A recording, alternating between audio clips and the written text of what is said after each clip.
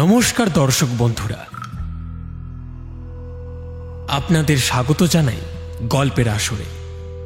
এই আসরে হবে কিছু ভয়, কিছু রহস্য ও ভিন্ন স্বাদের গল্প। আপনাদের জন্য আজ আমরা নিয়ে হাজির হয়েছি বিখ্যাত লেখক হেমেন্দ্র কুমার রায়ের কলমে সৃষ্ট অনবদ্য দুটি চরিত্র জয়ন্ত মানিকের রহস্য রোমাঞ্চ কাহিনী। আমাদের আজকের নিবেদন কালো মুক্তা রহস্য। তাহলে বেশি কথা না বলে শুরু করা যাক আজকের গল্পের আসর।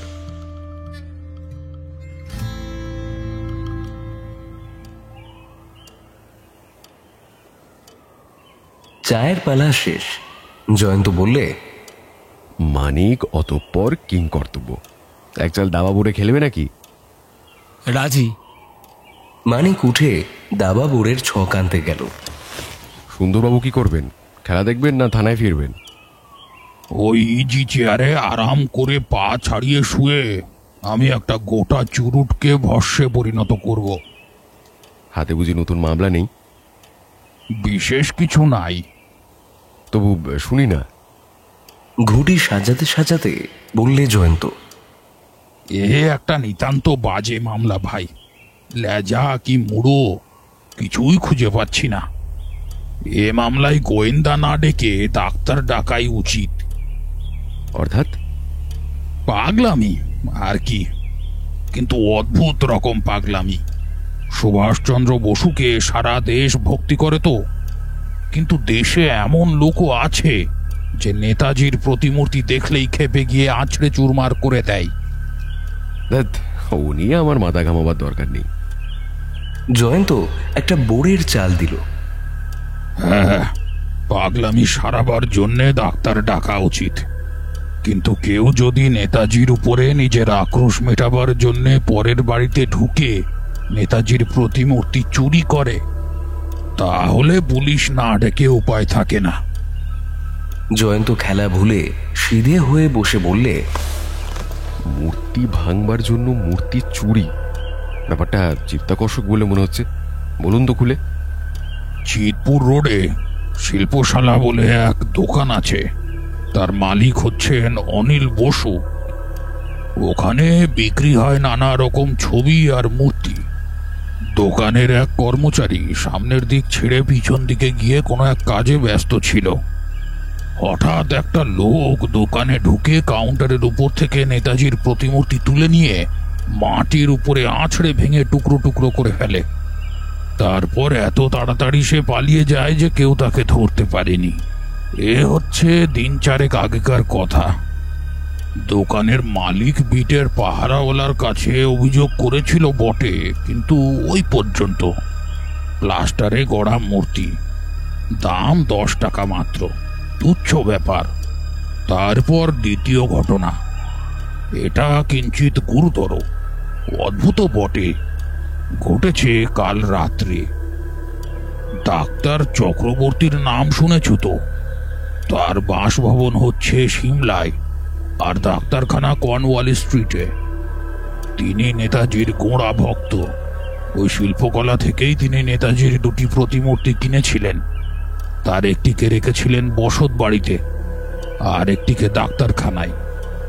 কাল রাত্রে বাড়িতে চোর ঢুকেছিল, কিন্তু আশ্চর্য এই যে সে নেতাজির মূর্তি ছাড়া আর কিছুই চুরি করেনি। বাড়ির বাইরেকার বাগানে গিয়ে মূর্তিটা দেওয়ালে আছড়ে ভেঙে সে লম্বা দিয়েছে। জয়ন্ত চমৎকৃত হয়ে বললে, আজব কাণ্ড। 3টে মূর্তি কি এক ছাঁচ থেকে করা? হ্যাঁ, তারপর শোনো, আজ সকালে চারুবাবু ডাক্তারখানায় ঢুকে দেখেন সেখানেও কাল রাত্রে কে এসে নেতাজির মূর্তি নিয়ে ভেঙেছে, আর মেঝের উপর ছড়িয়ে পড়ে রয়েছে তার ভাঙা টুকরোগুলো। এই তো ব্যাপার জয়ন্ত। এ কিরকম মামলা ভায়া? কেবল অদ্ভুত নয়, সৃষ্টি ছাড়া বলাও চলে। কিন্তু লোকটা যদি পাগল হয়, তার পাগলামির ভিতর বেশ একটি পদ্ধতি আছে দেখছি। পদ্ধতি? হ্যাঁ, পদ্ধতি। চারুবাবুর বাড়ি থেকে মূর্তিটা সে বাইরে নিয়ে গিয়েছিল, পাছে মূর্তি ভাঙার শব্দে বাড়ির লোকের ঘুম ভেঙে যায় এই ভয়। ডাক্তারখানায় অন্য লোকের ভয় নেই, তাই মূর্তিটা ভাঙা হয়েছে ঘরের ভিতরে। ঘটনাগুলো বা আপাতত অকিঞ্চিতকর বলেই মনে হচ্ছে। কিন্তু জানেন তো সুন্দরবাবু, গোয়েন্দার কাছে অকিঞ্চিতকর নয় কিছুই। আমি একবার ঘটনাস্থলে একগাছা ভাঙা লাঠি পেয়ে হত্যাকারীকে গ্রেপ্তার করেছিলাম। যাক সে কথা, এই পাগল আবার যদি কোনো কাণ্ড করে আমাকে জানাবে। এখন আপনি চুরুট খান, আমরা দাবা বোর্ডে খেলি।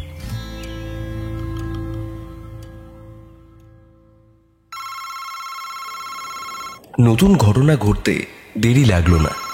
পরদিন প্রভাত টেলিফোনের ক্রিং ক্রিং শুনে রিসিভারটা তুলে নিয়ে জয়ন্ত শুনলে সুন্দরবাবু বলেছেন, শিগগির এসো, 15 নম্বর 55 পাল স্ট্রিটে।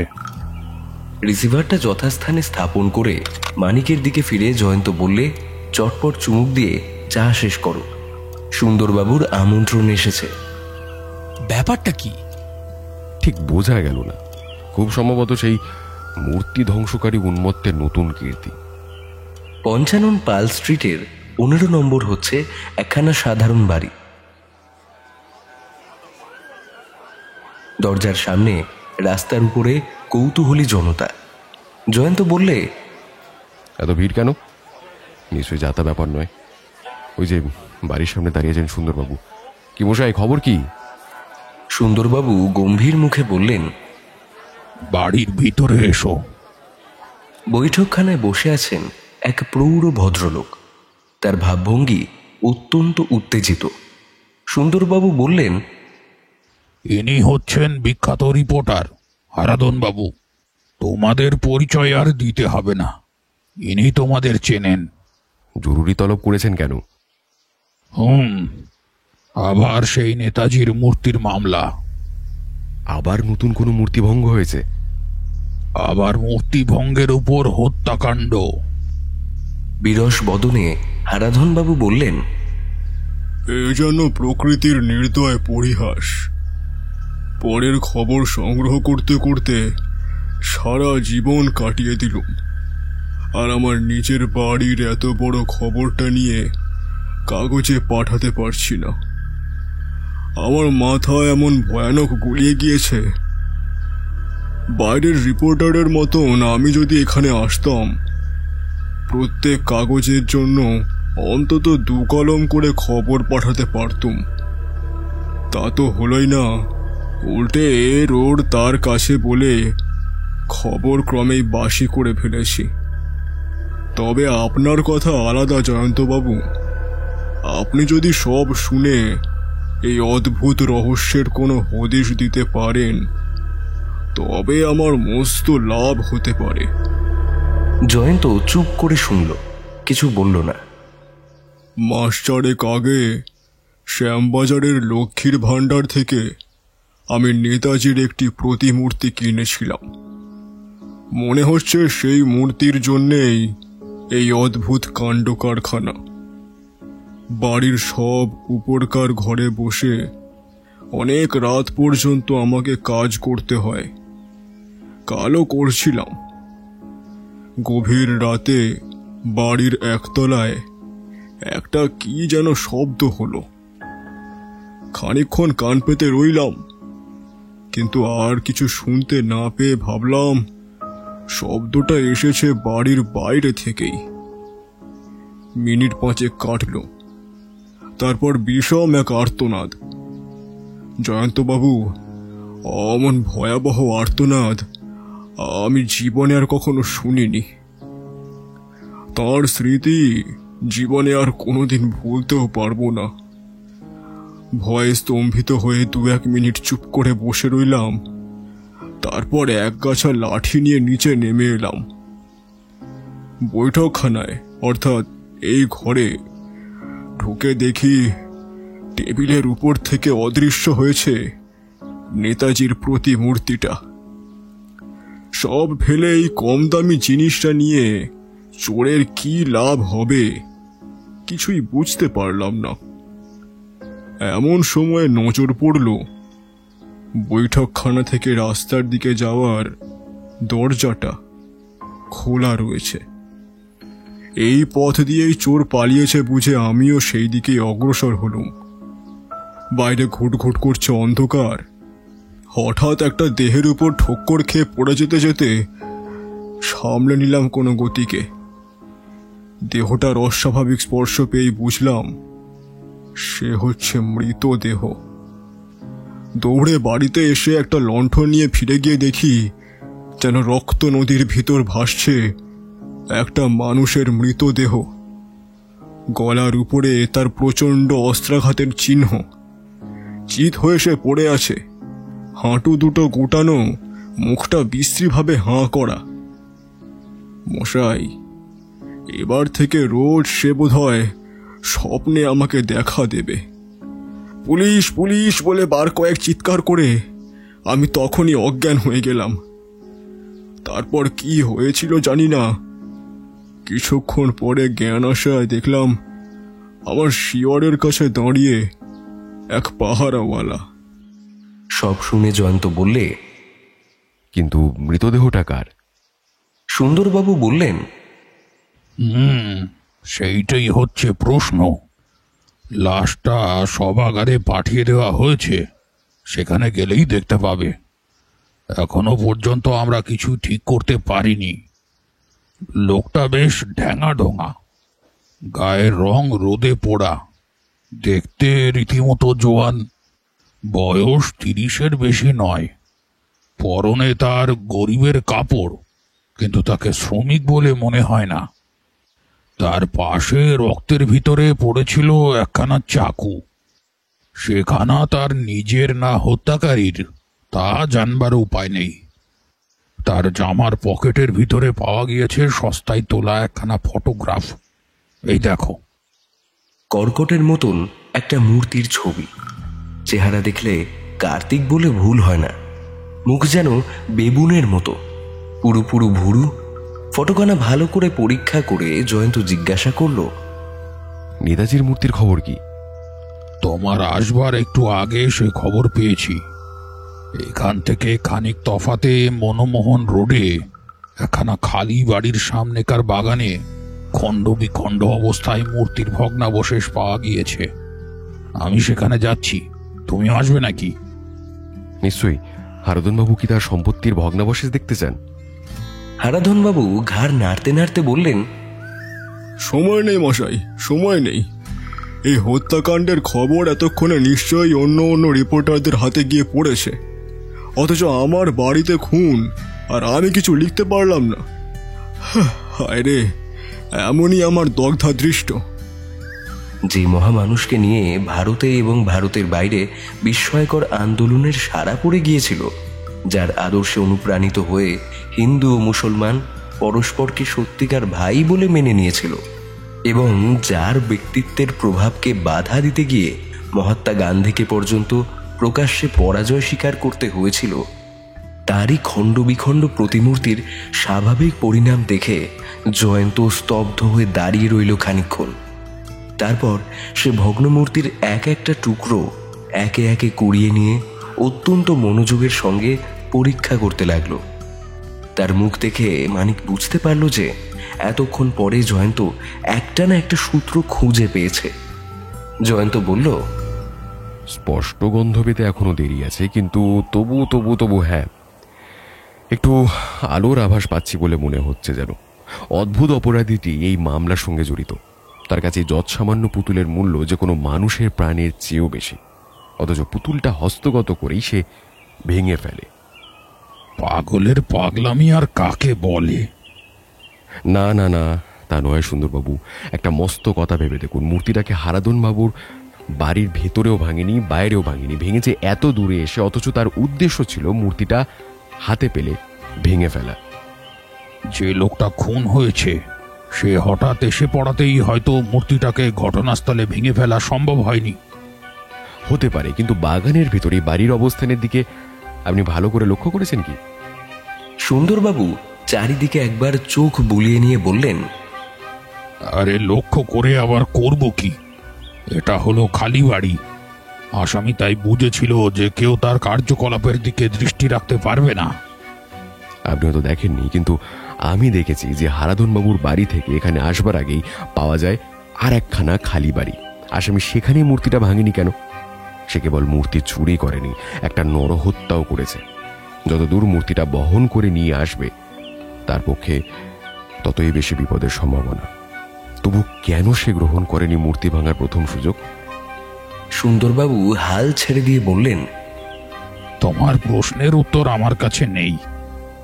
মাথার উপরকার আলোর দিকে অঙ্গুলে নির্দেশ করে জয়ন্ত বলল, আগেকার খালি বাড়িতে আলো ছিল না, কিন্তু এখানে আলো আছে।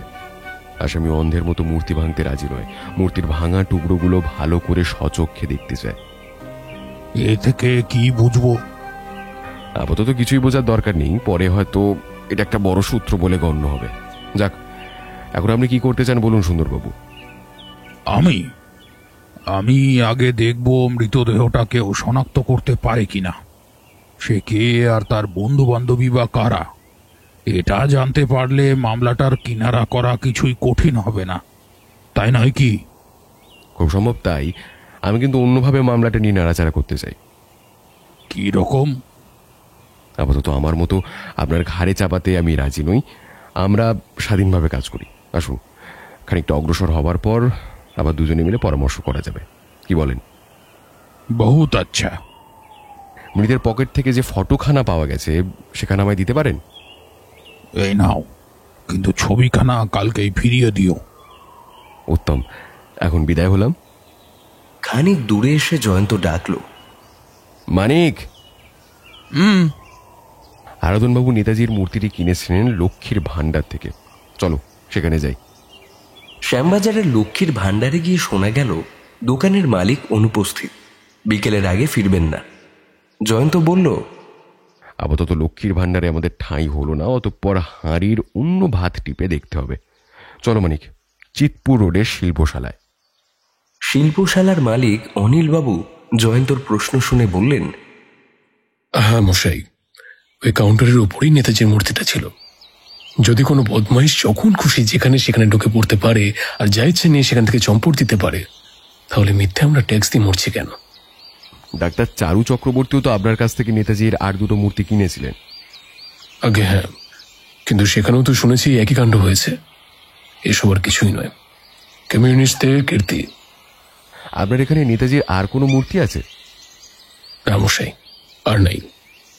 ওই মূর্তি তিনটি আপনি কোথা থেকে কিনেছিলেন? বড় বাজারে আগরওয়াল অ্যান্ড সন্স থেকে। ওদের অনেক দিনের মস্ত বড় কারবার। এই ফটোখানা কার বলতে পারেন?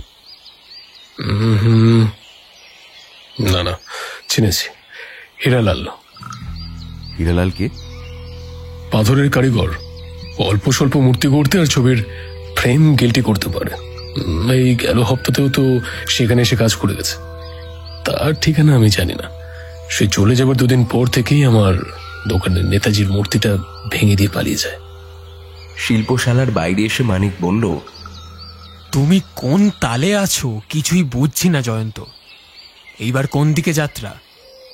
বড়বাজারে আগরওয়ালা অ্যান্ড সন্স কারখানায়।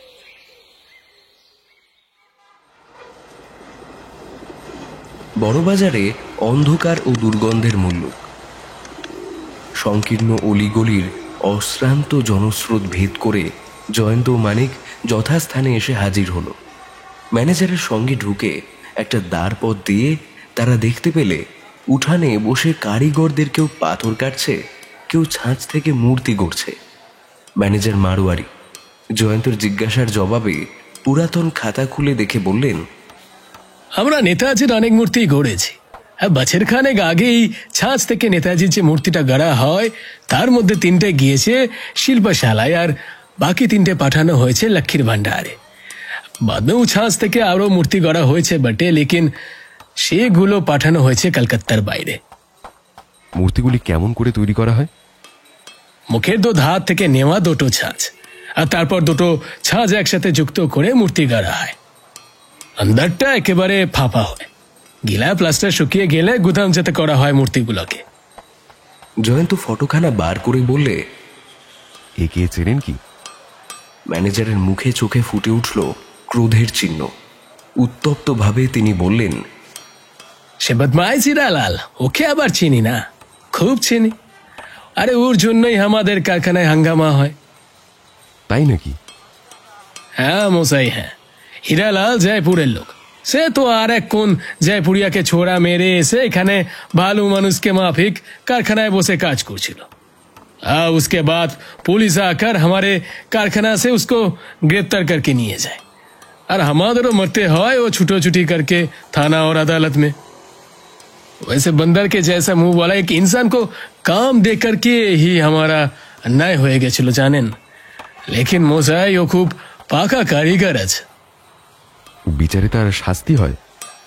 हाँ, जाके छोड़ा मेरे छिलो से मोड़ेनी बोले हीरालाल से যাত্রায় বেঁচে যায়। धोरून सिर्फ 1 साल के लिए उसका हाजतवास हुआ था, जेल काटा जाके बोले यार की। उसके बाद वो मुक्ति পেয়ে গিয়েছিল। किंतु সে আর এমুকো হওয়ার ভরসা করবে না।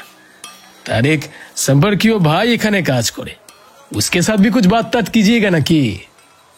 জয়ন্ত ব্যস্তভাবে বলে উঠল, না না, তাকে ডাকবার দরকার নেই। অনুগ্রহ করে তাকে আমাদের কোনো কথাই জানাবেন না। পেপারটা কি গোপনীয়? হ্যাঁ, অত্যন্ত। তারপর আরেকটি জিজ্ঞাসা আছে। পাকা খাতা দেখে আপনি তো বললেন যে নেতাজির ওই 6টি মূর্তি গেল বছরের 3রা জুন তারিখে এখান থেকে বাইরে গিয়েছে। আচ্ছা, হীরালাল গ্রেপ্তার হয় কোন তারিখে বলতে পারেন? ঠিক তারিখ মনে নেই, তবে সে কোন তারিখে শেষ মাইনে নিয়ে গেছে তা আমি খাতা দেখে বলে দিতে পারি। বেশ, তাহলেই আমার চলবে।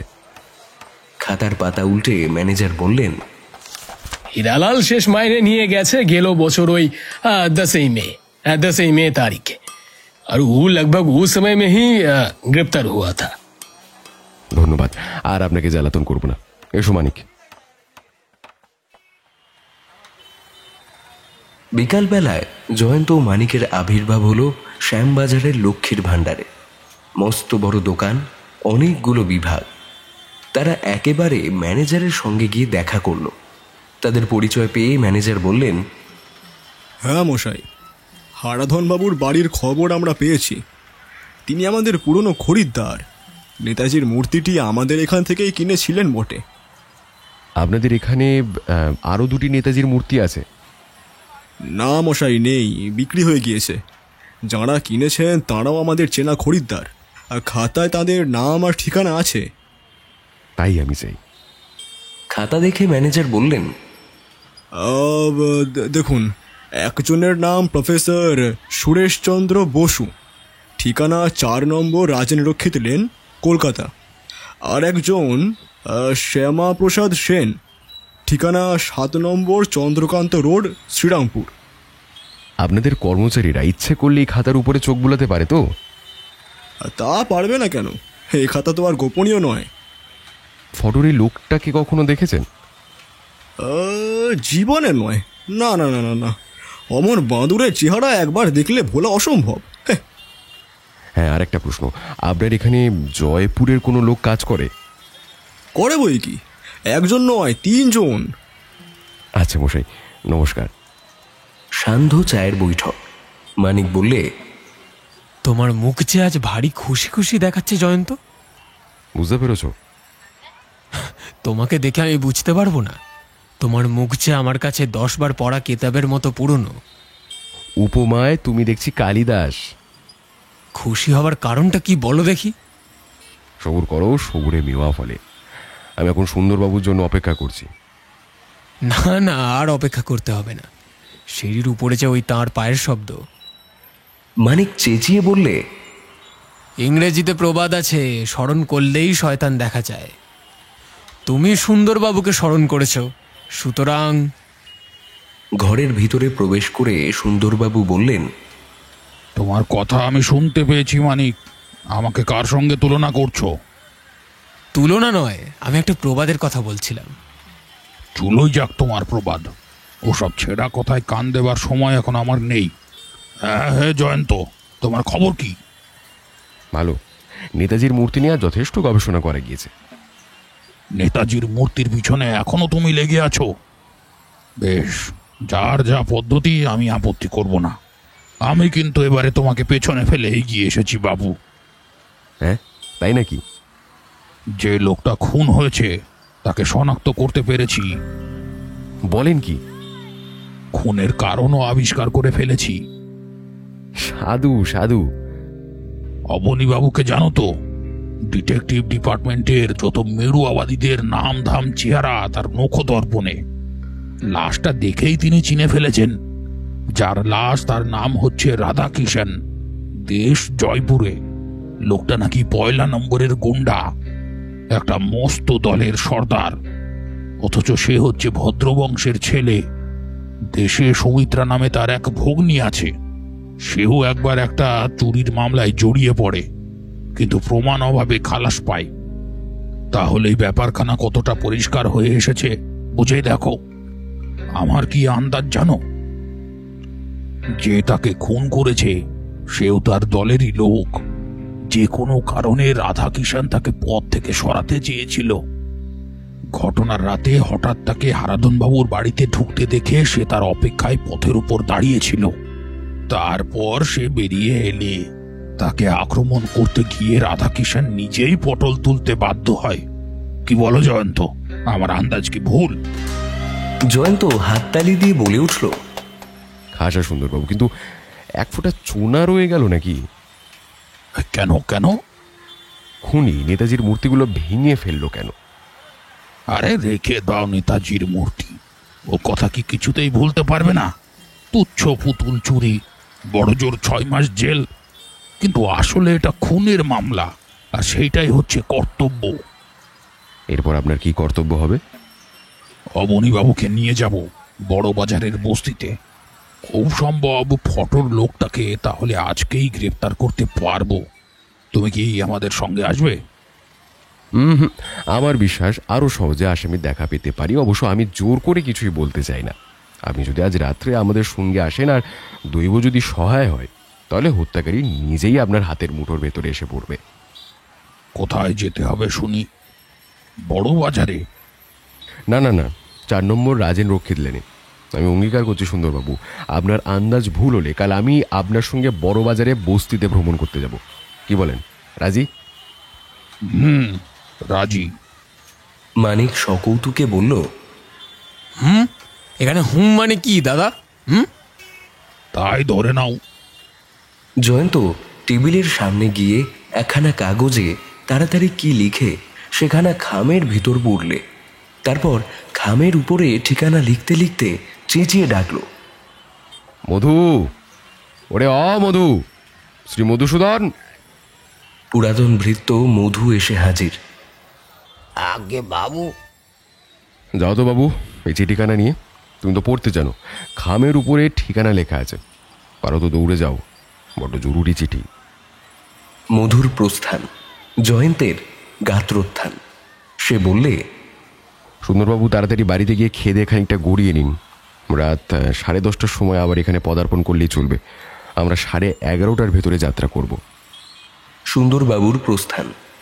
জয়ন্ত বলল, মানিক, আমাকে এখন পাশের ঘরে গিয়ে পুরনো খবরের কাগজের ফাইল ঘাঁটতে হবে। আজ রাত্রে বোধ হয় অনিদ্রারই ব্যবস্থা। তুমি ইচ্ছে করলে অল্প বিস্তার বিশ্রাম করতে পারো। রাত্রি প্রায় 10টার সময় পাশের ঘর থেকে জয়ন্ত বেরিয়ে এলো ধূলি ধূসরিত হস্তে। সোফার উপরে লম্বা হয়ে শুয়েছিল মানিক। বলল, কি বন্ধু, তোমার খুশি মুখ যে আরো খুশি হয়ে উঠেছে দেখছি। 2 ভুরু নাচিয়ে জয়ন্ত বলল, আমি যা খুঁজছিলাম তা পেয়েছি। রাত 11:30। সদর দরজায় অপেক্ষা করছিল জয়ন্তর মোটর। সুন্দরবাবুও মানিকের সঙ্গে গিয়ে সেই মোটরে গিয়ে উঠল। সুন্দরবাবু যে সশস্ত্র সেই বিষয়ে সন্দেহ নাস্তি। মানিক, তুমি রিভলভার এনেছো তো?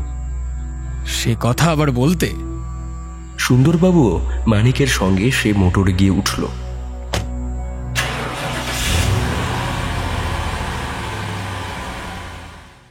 গাড়ি ছুটল। এ রাস্তা ও রাস্তা মারিয়ে গাড়ি যখন একটা চৌমাথায় গিয়ে হাজির হলো, কলকাতা শহর তখন যেন ঘুমিয়ে পড়বার চেষ্টা করছে। জয়ন্ত চালককে ডেকে বললে, গুট্টা সিং, গাড়ি থামাও। এখানে তুমি আমাদের জন্য অপেক্ষা করো। আমাদের এখন শ্রীচরণী ভরসা।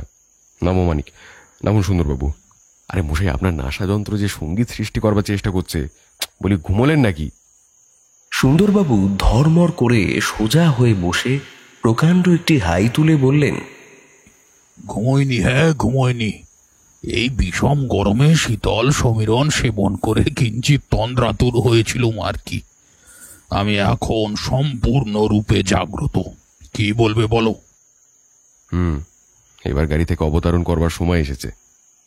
এসেছে নাকি? এই আমি নেমে পড়লাম। গাড়ি নিয়ে বেশি দূর যাওয়া সঙ্গত নয়, এবার পদব্রজে মিনিট 5 অগ্রসর হতে হবে। যাও হুকুম। আমি প্রাচীন সৈনিক, যা বলো তাতেই রাজি। এই আমি সবেগে পদচালনা করলাম। পথে আর লোক চলাচল নেই বললেই চলে। গোটা কয়েক কুকুর শহরের মৌনব্রত ভাঙবার চেষ্টা করছে এবং রাস্তার এখানে ওখানে 2-3 বা ততোধিক ষাঁড় গা এলিয়ে উপুর হয়ে শুয়ে নির্বিকারভাবে করছে রোমন্থন। 4 নম্বর রাজেন রক্ষিত লেন। রেলিং ঘেরা জমির ভিতর একখানা মাঝারি আকারের বাড়ি, তার গায়ে কোথাও নেই আলোর রেখা। বাড়ির লোকেরা নিশ্চয়ই শয্যায় আশ্রয় গ্রহণ করেছে।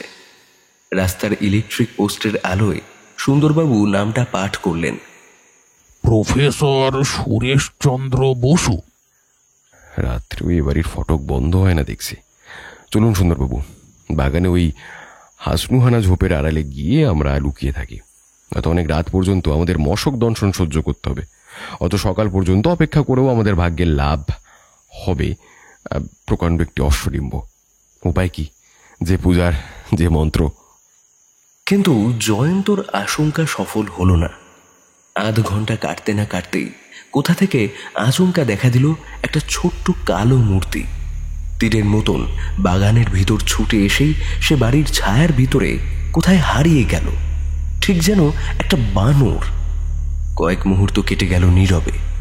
তারপর একটা শব্দ, কে যেন একটা জানালা খুলছে ধীরে ধীরে। তারপর আবার সব চুপচাপ। জয়ন্ত বলল, রোমানিক, আমরা জানলার নিচে গিয়ে দাঁড়িয়ে থাকি।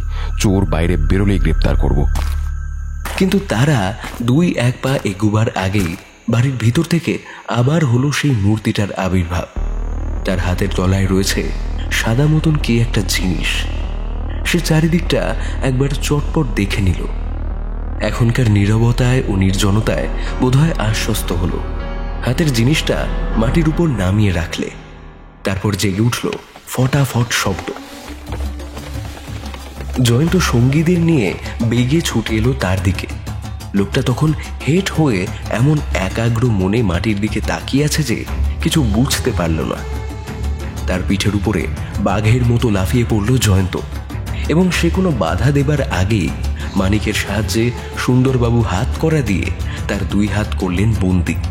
তাকে চিৎ করে ফেলতেই দেখা গেল তার হাড় কুৎসিত বেবুনের মুখখানা অবিকল সেই ফটোগ্রাফের প্রতিচ্ছবি। জয়ন্ত মাটির উপর হুমড়ি খেয়ে পড়ল। সেখানে ইতস্তত বিকীর্ণ হয়ে আছে নেতাজির আর একটি মূর্তির ভাঙা টুকরো।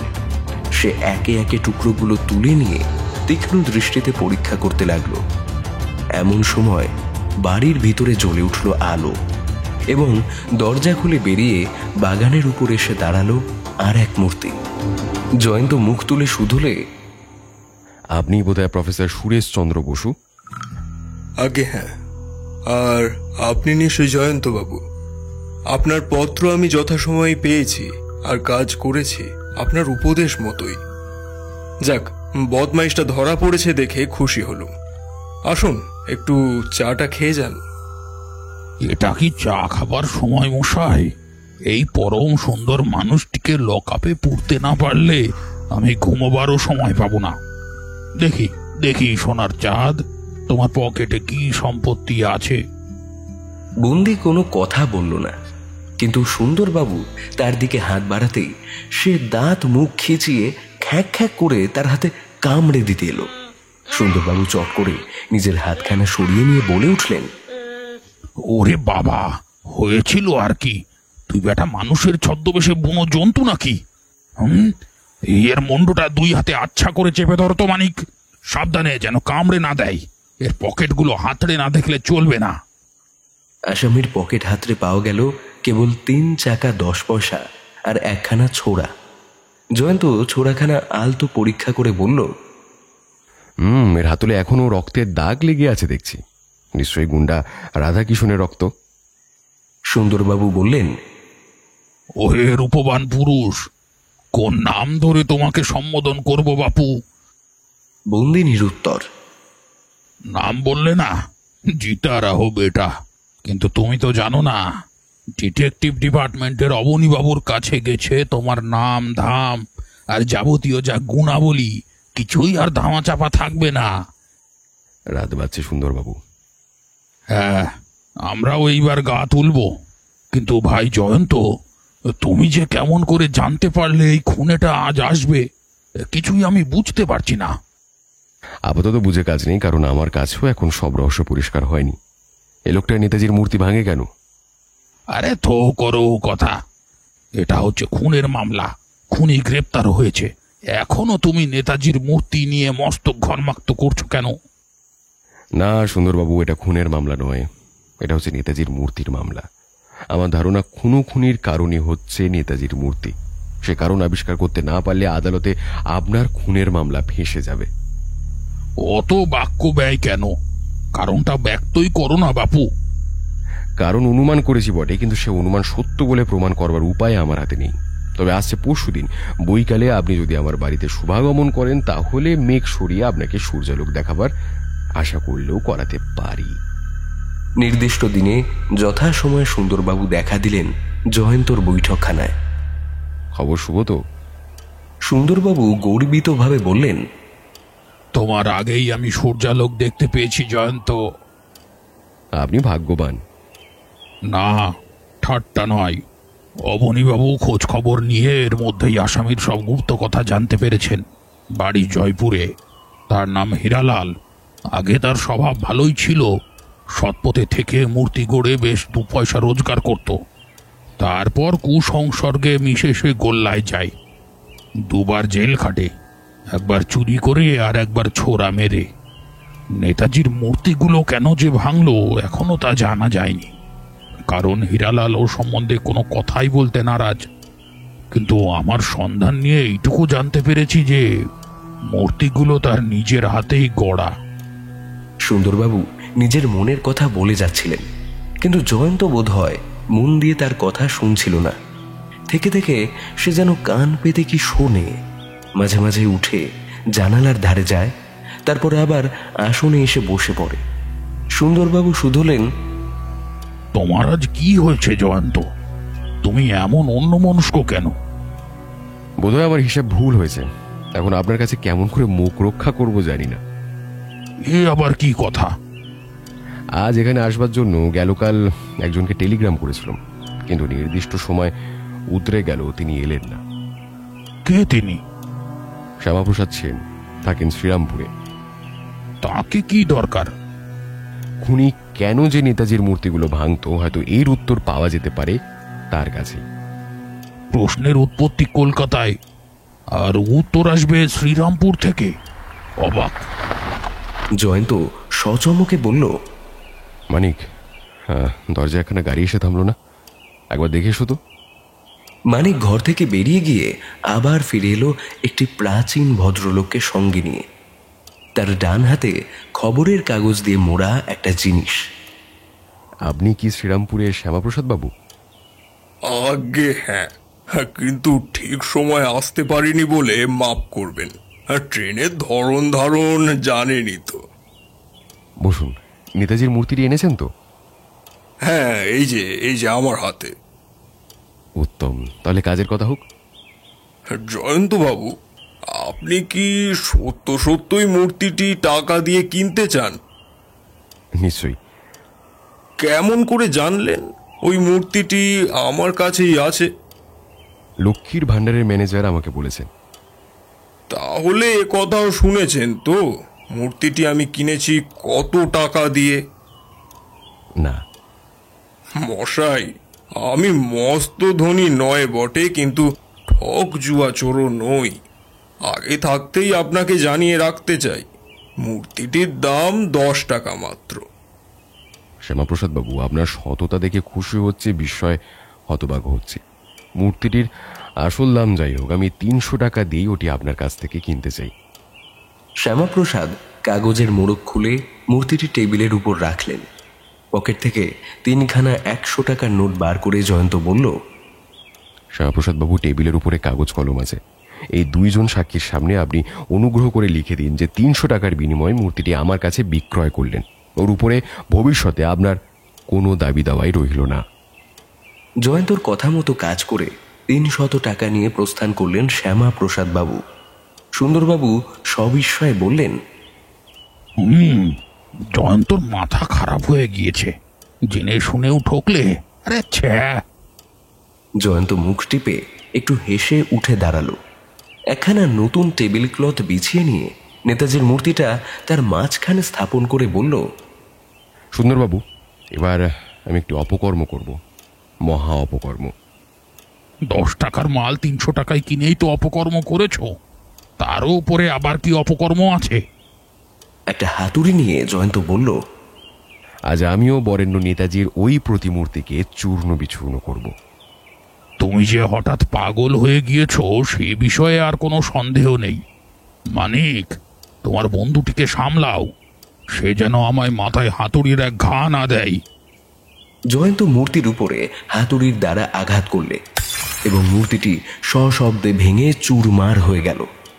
জয়ন্ত সাগ্রহে টেবিলের উপরে হেঁট হয়ে পড়ল এবং একটা ভাঙা টুকরো তুলে সানন্দে বলে উঠল, দেখুন সুন্দরবাবু, দেখো মানিক, আমার হাতে রয়েছে মমতাজ বেগমের বিখ্যাত কালো মুক্তা। জয়ন্ত বলতে লাগলো, মমতাজ বেগমকে সম্রাট শাহজাহান যে মহামূল্যবান কালো মুক্তা উপহার দিয়েছিলেন তার খ্যাতি পৃথিবীর দেশে দেশে। নাদির শাহের ভারত আক্রমণের সময় মুক্তাটি কোথায় হারিয়ে যায় কেউ তা জানে না। অনেককাল পরে মুক্তাটি কেমন করে মধ্য ভারতের প্রতাপপুরের মহারাজার হস্তগত হয়, তারপর সেদিন পর্যন্ত বংশানুক্রমে মুক্তার মালিক হলেন প্রতাপপুরের মহারাজরাই। তারপর বর্তমান মহারানীর শয়নগৃহ থেকে আবার মুক্তাটি হয় অদৃশ্য। তাই নিয়ে চারিদিকে খুব উত্তেজনা সৃষ্টি হয়। সুন্দরবাবুর সে কথা নিশ্চয়ই মনে আছে। পুলিশ সে মামলার কিনারা করতে পারেনি। মহারানীর এক পরিচারিকা ছিল, সে জয়পুরের মেয়ে, নাম সুমিত্রা। তারই উপরে সন্দেহ হয় বটে, কিন্তু তার বিরুদ্ধে প্রমাণ পাওয়া যায়নি। সুন্দরবাবু চমকে উঠলেন যা বড়। আপনার মুখে তো শুনেছি হারাধনবাবুর বাড়ির সামনে নিহত রাধাকিষানের এক ভগ্নী আছে, নাম সুমিত্রা, আর সে জয়পুরের মেয়ে। হ্যাঁ মশাই, হ্যাঁ, এই দুই সুমিত্রা একই যে ব্যক্তি তাতে আর কোনো সন্দেহ নেই। পুরাতন খবরের কাগজের ফাইল ঘেটে আমি আরেকটি তথ্য আবিষ্কার করেছি। কাকে ছোঁড়া মেরে হীরালাল যেদিন ধরা পড়ে প্রতাপপুরের মহারানীর শয়নগৃহ থেকে কালো মুক্তাটি অদৃশ্য হয়, ঠিক তারই 4 দিন আগে। কল্পনা ঘটনাগুলো পরপর এইভাবে সাজানো যেতে পারে যে সুমিত্রা মুক্তাটি চুরি করে ভাই রাধাকিষানের কাছে গোপনে পাঠিয়ে দিল। হীরালাল হচ্ছে রাধাকিষানের দুষ্কর্মের সহকারী। সে হয় মুক্তাটি তার বন্ধুর কাছ থেকে চুরি করলে, কিংবা নিজে পুলিশের দৃষ্টি থেকে আত্মরক্ষা করবার জন্য রাধাকিষান রাই তার কাছে মুক্তাটি জিম্মা রাখল। তারপর হঠাৎ একজন লোককে ছোঁড়া মেরে হীরালাল আগরওয়ালের কারখানায় পালিয়ে এলো। তারপর সে যখন বসে বসে প্লাস্টারের মূর্তি করছে, সেই সময় সেখানে পুলিশের আবির্ভাব। সে বুঝলে পুলিশ তার কাপড় জামা তল্লাশি করবে। তার সামনে ছিল সবে গড়া ভিজে প্লাস্টারের মূর্তি। সে তাড়াতাড়ি একটা মূর্তির মাথায় ছাদের করে মুক্তাটি ভিতরে নিক্ষেপ করে ছিদ্রটি আবার বন্ধ করে দিলে। দক্ষ কারিগরের পক্ষে এটা খুবই সহজ কাজ। তারপর সে 1 বছর জেল খাটতে গেল। ইতিমধ্যে নেতাজির 6টি মূর্তি কারখানার বাইরে এখানে ওখানে চলে গেল। তাদের কোনটির মধ্যে যে মুক্তা আছে বাইরে থেকে দেখে কেউ তা বলতে পারে না। মূর্তি না আনলেও মুক্তার অস্তিত্ব জানা যাবে না, কারণ কাঁচা প্লাস্টার শুকিয়ে গেলে মুক্তাটিকে কামড়ে ধরেছে। মূর্তি ভাঙা ছাড়া মুক্তা আবিষ্কারের আর কোনো উপায় রইল না। তারপর হীরালালের মেয়াদ ফুরলো। কিছুমাত্র হতাশ না হয়ে দস্তুর মতো মাথা খাটিয়ে ভিতরে ভিতরে খোঁজ নিয়ে সে জানতে পারল কোন কোন মূর্তি কোন কোন ঠিকানায় গিয়েছে। তারপর আরম্ভ হলো নেতাজির মূর্তির ওপর আক্রমণ। 4র্থ মূর্তি চুরি করতে গিয়ে হারাধনবাবুর বাড়ির সামনে হীরালালের সঙ্গে দেখা হয় রাধাকিষানের। হীরালাল জেল থেকে বেরিয়েছে শুনে রাধাকিষান তাকে খুঁজে বেড়াচ্ছিল, কিন্তু এই সাক্ষাৎকারের ফল হলো রাধাকিষানের পক্ষে মারাত্মক। সুন্দরবাবু বললেন, হীরালাল যদি তার দুষ্কর্মের সহকারী হয়, তবে রাধাকিষান তার ফটো নিয়ে বেড়াতো কেন? খুব সম্ভব তৃতীয় ব্যক্তির কাছে হীরালালের খোঁজ নেবার সময় এই ফটো তার কাজে লাগতো। যাক সে কথা, আমি বেশ আন্দাজ করলাম খুনের পরে হীরালাল আরও তাড়াতাড়ি কাজ হাসিল করার চেষ্টা করবে, কারণ পুলিশ তাকে খুঁজছে। এখন যথাসম্ভব শীঘ্র তার কলকাতা থেকে অদৃশ্য হওয়া উচিত। হীরালাল যে মূর্তির ভিতরে কালো মুক্তা লুকিয়ে রেখেছে তখনও পর্যন্ত সন্দেহ আমার হয়নি। কিন্তু খালি বাড়ির সামনে ঠিক আলোর নিচে হীরালাল মূর্তিটা ভেঙেছিল বলে সন্দেহ আমার হয়েছিল যে ফাঁপা মূর্তিগুলোর মধ্যে এমন কোনো মূল্যবান জিনিস আছে যার লোভে চোর এইসব কাণ্ড করে। সন্ধান নিয়ে জানলাম 6টার মধ্যে শেষ দুটো মূর্তি আছে যথাক্রমে প্রফেসর সুরেশচন্দ্র বসু আর শ্যামাপ্রসাদ সেনের কাছে। একজন থাকে শহরেই আর একজন শ্রীরামপুরে। আন্দাজ করলাম শহরের মূর্তিটাকে চুরি না করে কলকাতার বাইরে যাওয়া হীরালালের পক্ষে স্বাভাবিক নয়। আমার আন্দাজ ভুল হয়নি। তারপর সুরেশবাবুর বাড়িতে সচক্ষে দেখলাম হীরালাল কি যেন খুঁজছে মূর্তির ভাঙা টুকরোগুলোর মধ্যে। কিন্তু তখন পুরনো খবরের কাগজ ফাইল থেকে বিখ্যাত কালো মুক্তার ইতিহাস আমি উদ্ধার করেছি, আর রাধাকিষাণের সঙ্গে এই মুক্তোর চুরির যে একটা ঘনিষ্ঠ সম্পর্ক থাকতে পারে এমন সন্দেহ আমার মনে ঠাঁই পেয়েছে। এও জেনেছি যে রাধাকিষাণ আর হীরালাল পরস্পরের পরিচিত আর একই দেশের লোক। মনে খটকা লাগলো, হীরালাল কি ফাঁপা মূর্তির ভেতর খুঁজছে কালো মুক্তাকে? কিন্তু এখনো পর্যন্ত হীরালালের অভিষ্ট সিদ্ধ হয়নি। আমার মন বললে তাহলে মুক্তা আছে ওই শেষ বা ষষ্ঠ মূর্তির মধ্যে। সুন্দরবাবু কপাল ঠুকে আপনার সামনে 300 টাকা দিয়ে আমি ওই ষষ্ঠ মূর্তিটাকে কিনে ফেললাম। দেখলেন তো? সুন্দরবাবু তারিফ করে বললেন, ধন্যি ভায়া ধন্যি, একটি মাত্র ইষ্টক খণ্ড দিয়ে আজ 1 জোড়া পক্ষী বধ করেছ। একসঙ্গে দুটো মামলার কিনারা করে ফেললে। ওদিকে মুক্তা চুরির আর এদিকে মূর্তি চুরির মামলা। নেতাজি সুভাষচন্দ্রের জীবন হচ্ছে বিচিত্র অ্যাডভেঞ্চারে পরিপূর্ণ। তার প্রতিমূর্তিও বড় কম অ্যাডভেঞ্চারের সৃষ্টি করল না। নেতাজির সাথে অসাধারণতারই সম্পর্ক। জয় হিন্দ। আপনারা এতক্ষণ শুনছিলেন লেখক হেমেন্দ্র কুমার রায়ের লেখা জয়ন্ত মানিকের রহস্য রোমাঞ্চ কাহিনী কালো মুক্তা রহস্য। তাহলে কেমন লাগলো আমাদের আজকের নিবেদন? জানাতে ভুলবেন না কিন্তু।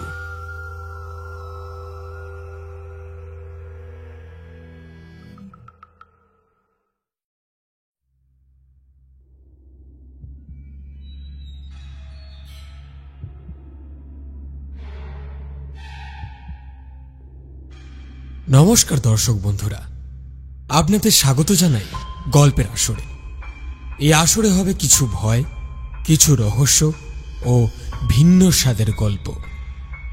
আপনাদের জন্য আমরা আজ নিয়ে হাজির বিখ্যাত লেখক হেমেন্দ্র কুমার রায়ের কলমে সৃষ্ট অনবদ্য দুটো চরিত্র জয়ন্ত মানিকের রহস্য রোমাঞ্চ কাহিনী। আমাদের আজকের নিবেদন ফিরোজা মুকুট রহস্য। তাহলে বেশি কথা না বলে শুরু করা যাক আজকের গল্পের আসর।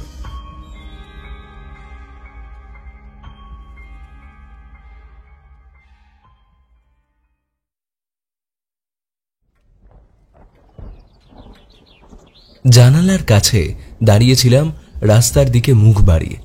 বললাম, জয়ন্ত, পথ দিয়ে একটা পাগল যাচ্ছে। ওর আত্মীয় স্বজন কিরকম লোক জানি না, এমন মানুষকেও একলা পথে বেরোতে দেয়? জয়ন্ত উঠে এসে পিছন থেকে আমার কাঁধের উপরে মুখ বাড়িয়ে দেখল। বর্ষাকাল। পরপর কয়েকদিন ধরে প্রবল বৃষ্টিপাতের পর কাল থেকে বৃষ্টি থেমেছে বটে, কিন্তু আকাশ এখনো মেঘের চাদর মুড়ি দিয়ে আছে। হু হু করে বইছে কনকনে হাওয়া। রাজপথের উপরে পুরু কাদার প্রলেপ। দিনের বেলাতেই সাঁঝের ছায়ার ইঙ্গিত। যে কোনো মুহূর্তে আবার বৃষ্টির পালা শুরু হয়ে যেতে পারে। এই ভয়ে রাজপথ একেবারে শূন্য। দেখা যাচ্ছে কেবল পাগলের মতো দেখতে একটি মাত্র মানুষকে। লোকটির বয়স হবে বোধহয় বছর 50। হোমরা চোমড়া, লম্বা চওড়া চেহারা সহজেই দৃষ্টি আকর্ষণ করে। মনে জাগায় সম্ভ্রম। সাজ পোশাকও ঝমকালো, কিন্তু লোকটির চেহারার সঙ্গে তার চালচলন মোটেই খাপ খাচ্ছিল না। সে বেগে ছুটতে ছুটতে মাঝে মাঝে লাফিয়ে উঠছে, থেকে থেকে 2 হাত ছুড়ছে এবং মুখভঙ্গি করছে। আমি বললাম, ব্যাপার কি বলো দেখি? ও ঘন ঘন মুখ তুলে বাড়িগুলোর নম্বর দেখছে কেন? জয়ন্ত বলল, আমার বিশ্বাস ও আমাদেরই বাড়ি খুঁজছে। আমাদের বাড়ি? হ্যাঁ, বোধহয় ও কোনো বিপদে পড়েছে, আমাদের সঙ্গে পরামর্শ করতে আসছে। ওই দেখো, যা ভেবেছি তাই। মূর্তিটা আমাদের বাড়ির সামনে এসেই থমকে দাঁড়িয়ে পড়ে খুব জোরে জোরে কড়া নাড়া দিতে লাগলো। আমাদের বেয়ারা মধু যখন তাকে উপরে নিয়ে এলো তখনও সে হাঁপাতে হাঁপাতে বিকৃত মুখভঙ্গি করতে লাগলো বটে, কিন্তু তার স্তম্ভিত চোখ দুটির ভিতরে এমন মর্মভেদী যাতনা ও নিরাশার ভাব দেখলাম যে আমরা আর হাসতে পারলাম না। মন ভরে উঠল সকরুণ সমবেদনায়। খানিকক্ষণ সে কোনো কথাই বলতে পারল না। পাগলের মতো দুই হাতে মাথার চুল ধরে টানাটানি করতে লাগলো। তারপর হঠাৎ দেওয়ালের উপরে ঝাঁপিয়ে পড়ে এত জোরে মাথা ঠুকলে যে আমরা দুজনেই তাড়াতাড়ি তাকে ধরে ঘরের মাঝখানে টেনে আনলাম। জয়ন্ত তাকে একখানা ইজি চেয়ারের উপরে বসিয়ে নিজেও তার পাশে বসল। তারপর শান্ত মিষ্ট স্বরে বলল, আপনি আমাদের কাছে নিজের বিপদের কথা বলতে এসেছেন, তাই নয় কি? বেশ, আগে একটু বিশ্রাম করুন, তারপর আমরা আপনার কথা শুনব। লোকটি প্রথমে জোরে জোরে নিঃশ্বাস ফেলতে লাগলো। তারপর নিজেকে কতকটা সামলে নিয়ে রুমাল বার করে কপাল মুছতে মুছতে বলল, আপনারা নিশ্চয়ই আমাকে পাগল বলে মনে করেছেন। বিপদে পড়লে মানুষের মাথা ঠিক থাকে না।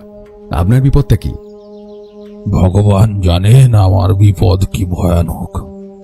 বিনা মেঘে এমন বজ্রপাত কল্পনাতেও আনা যায় না। আমার মান সম্মান সব যেতে বসেছে, তার উপরে সংসারেও দারুণ দুর্ঘটনা উপস্থিত। ঘরে বাইরে আচমকা দুর্ভাগ্যের আক্রমণে আমি যে সত্যি সত্যি পাগল হয়ে যাইনি, এইটাই হচ্ছে আশ্চর্য। কেবল আমি নই মশাই, আমার দুর্ভাগ্যের অংশগ্রহণ করতে হবে আরও একজন দেশ বিখ্যাত ব্যক্তিকেও। আপনার মনের কথা ধীরে সুস্থে খুলে বলুন, দেখি আপনার কোনো উপায় করতে পারি কিনা। আমার নাম মহিমচন্দ্র রায়চৌধুরী। মহাজনী ব্যবসায় আমার কিছু নাম আছে। এ নাম দেশের কে না জানে। বিখ্যাত তার ব্যাংক, দেশ বিদেশে তার বিখ্যাত শাখা। তার চেয়ে বড় প্রাইভেট ব্যাংক এদেশে আর নেই। মহিমবাবুর মতো ধনকুবের এমন কি বিপদে পড়েছেন যার জন্য তাকে এমন উদ্ভ্রান্ত অবস্থায় আমাদের কাছে ছুটে আসতে হয়েছে। আমাদের মন ভরে উঠল বিস্ময়ে আর কৌতূহলে। এতক্ষণ পরে যথাসম্ভব প্রকৃতিস্থ হয়ে মহিমবাবু বললেন, মশাই, আমার মামলা এখন পুলিশের হাতে গিয়েছে। পুলিশ কি করবে জানি না, তবে আপনার উপরে বিশ্বাস আমার অটল। পথের মাঝখানে আমার মোটরও আবার কল বিগড়ে বাদ সাধল, তাই আমি পথ দিয়ে ছুটতে ছুটতে আপনার কাছে এসেছি। এবার শুনুন আমার বিপদের কথা। আপনারা নিশ্চয়ই জানেন, ব্যাংক কেবল টাকা জমা রাখে না, লেনদেনের কারবারও চালায়। অনেক বড় বড় পরিবার আমাদের কাছে গহনা, মূল্যবান জিনিসপত্র বা ওই জমি বন্ধক রাখেন। বিনিময়ে আমরাও টাকা ধার দিই। কাল সকালে এমন এক ব্যক্তি আমার সঙ্গে সাক্ষাৎ করতে এসেছিলেন, যাকে দেখে আমি অভাবিত বিস্ময়ে অভিভূত হয়ে গিয়েছিলাম। কেবল বাংলাদেশের নয়, গোটা ভারতবর্ষের লোক তার নাম জানে। এমনকি ইউরোপ আমেরিকাতেও তার নাম অপরিচিত নয়। তার অন্য কোনো পরিচয় আমি দিতে পারবো না। কেবল এইটুকু জেনে রাখুন, তিনি একজন মহামান্য মহারাজ। আমার বাড়িতে তার পদার্পণে আমি সম্মানিত হয়েছি। তাকে এইরকম কোনো অভিনন্দন দিতে উদ্যত হলাম, কিন্তু তার আগেই তিনি একেবারে কাজের কথা পেড়ে বসলেন। বললেন, মহিমবাবু, শুনেছি আপনারা টাকা ধার দেন। আমি বললাম, আগে হ্যাঁ, যদি ভালো সিকিউরিটি থাকে। আজকেই আমার 30 লক্ষ টাকার নিতান্ত দরকার। আমার কাছে অবশ্য এই টাকার পরিমাণ তুচ্ছ। আমি অনায়াসেই বন্ধু বান্ধবদের কাছ থেকে এই টাকাটা সংগ্রহ করতে পারি, কিন্তু আমি কারুর কাছে বাধ্যবাধকতা স্বীকার করতে প্রস্তুত নই। কতদিনের জন্য আপনি টাকা চান? 1 সপ্তাহের জন্যে। 1 সপ্তাহ পরে সমস্ত টাকা নিশ্চয়ই আমি সুদে আসলে ফিরিয়ে দেব। কিন্তু আমি মহাজন, কিসের বিনিময়ে আমি 30 লক্ষ টাকা দেব সেটাও আমার জানা দরকার। নিশ্চয়ই, সেই জন্যেও আমি প্রস্তুত হয়ে এসেছি। মহারাজা সঙ্গে করে এনেছিলেন একটি চৌকো মরক্কো কেশ। তিনি তার ডালা খুলে আমাকে দেখালেন। ভিতরে নরম মখমলের বিছানায় বসানো আছে এক অপূর্ব বিচিত্র রত্নমুকুট, নিরেট সোনা দিয়ে তৈরি, এবং তার উপরে আছে মস্ত মস্ত ফিকে নীল 40খানা ফিরোজা। তার সোনার কাজও অসাধারণ। এই রত্নমুকুটের কথা আমি শুনেছি। মহারাজের নামের মতো তার খ্যাতিও ফেরে লোকের মুখে মুখে। আমি যে টাকা চাই তার চেয়ে মুকুটের দাম 2 গুণ বেশি। এইটাই আপনার কাছে বন্ধক রাখতে চাই। মুকুট হাতে করে আমি বসে কিং কর্তব্য বিমূঢ়ের মতো। এর মূল্য সম্বন্ধে আপনার কোনো সন্দেহ আছে? বিন্দু মাত্র না। আমি ভাবছি, এমন অমূল্য জিনিস কেন আমি এখানে রেখে যেতে চাই? হ্যাঁ, আমিও রেখে যেতুম না যদি 1 সপ্তাহ পরে এটা ফিরিয়ে নিয়ে যাবার শক্তি না থাকতো। এখন আপনার মত কি? হ্যাঁ, আমি রাজি। কিন্তু দেখবেন, এ কথা নিয়ে যেন বাজারে আলোচনা না হয়। খুব সাবধানে মুকুটটি রাখবেন। এটি আমার পৈতৃক সম্পত্তি। এই দুর্লভ জিনিস হারালে আমার রাজ্যে ঢিঢিকার পড়ে যাবে। এতে যে ফিরোজাগুলি আছে তার মতো আর একখানি পাথর সারা পৃথিবী খুঁজলেও পাওয়া যাবে না। সেই দিনই মহারাজার টাকার ব্যবস্থা করে দিলাম, কিন্তু তারপরে পড়ে গেলাম দারুণ দুশ্চিন্তায়। বারবার মনে হতে লাগলো, এত বড় ঝক্কি ঘাড়ে নিয়ে বড় ভালো কাজ করা হলো না। এ লেনদেনের সঙ্গে আমার কোনো সম্পর্ক না রাখাই উচিত ছিল। ফিরোজা রত্নমুকুট যদি হারায়, তাহলে কেবল আমার সমস্ত সুনাম নষ্ট হবে না, সেই সঙ্গে হবে আমার সর্বনাশ। মুকুটটিকে আমার আপিসে রাখাও যুক্তিযুক্ত মনে করলাম না। ব্যাংকে তো আজকাল আকছার চুরি ডাকাতি হচ্ছে। কেউ যদি সন্ধান পায়, আমার উপরেও শনির দৃষ্টি পড়তে কতক্ষণ। মুকুট সঙ্গে নিয়ে আমি ভয়ে ভয়ে আমার বালিগঞ্জের বাড়িতে ফিরে এলাম, এবং যতক্ষণ না আমার উপরের ঘরের আলমারির ভিতরে সেটি রেখে দিলাম, ততক্ষণে নিশ্চিন্তি হতে পারলাম না। জয়ন্তবাবু, এইবারে আগে আমার সংসারের কথা কিছু শুনুন। আমার চাকর বাকরেরা সই বাড়ির বাইরে, ভিতরে থাকে 3 জন দাসী। তারা পুরনো লোক, সকল সন্দেহের অতীত। আর একটি নতুন দাসী এসেছে, নাম তার ননিবালা। বয়স অল্প, আজ মাস কয় কাজ করছে, কিন্তু তারও আচরণ ভালো। আমার নিজের পরিবার বড় নয়, আমি বিপত্নিক। আমার একটি মাত্র ছেলে, নাম সুবিমল, বয়সে যুবক। তার জন্যেই আমার যত দুর্ভাবনা। সে হচ্ছে বিলাসী, চঞ্চলমতি, আমোদ প্রিয়, অমিত ব্যয়ী। সে আমার কারবারের উপযোগী নয়। তার হাতে বেশি টাকা দিয়ে আমি নিশ্চিন্ত হতে পারি না। তার স্বভাবের জন্য লোকে দায়ী করে আমাকেই, বলে আমি আদর দিয়ে দিয়ে তার মাথা খেয়েছি। হয়তো কথাটা নিতান্ত মিথ্যা নয়। একে সে আমার একমাত্র সন্তান, তার উপরে অল্প বয়সেই মাতৃহারা। তার মুখ ম্রিয়মান দেখলে আমার বুক ফেটে যায়। সুবিমলের বন্ধুরা সব সম্ভ্রান্ত পরিবারের নিষ্কর্মা ছেলে। সেও তাদের মতো আমোদ প্রমোদ করতে আর 2 হাতে টাকা ওড়াতে চায়। তাদের এক ক্লাব আছে, সেখানে তাসের জুয়া চলে। ক্লাবে আর ঘোড়দৌড়ের মাঝে সুবিমল যে কত টাকা নষ্ট করেছে তার কোনো হিসাব নেই। আমি তাকে মোটা মাসোহারা দিই, তাতেও তার খরচ কোলায় না। প্রতি মাসেই আমার কাছ থেকে সে অতিরিক্ত টাকা আদায় করে। মাঝে মাঝে তার সুবুদ্ধি হয়, ওই সব বিপজ্জনক বন্ধুর সম্পর্ক ছাড়বার চেষ্টা করে, কিন্তু সে চেষ্টা তার সফল হয় না। আর একজনের জন্যে, নাম তার কুমার মহেন্দ্র নারায়ণ। আমরা কুমার বাহাদুর বলে ডাকি। সে রাজবংশের ছেলে, সুবিমলের চেয়ে বয়সে বড়।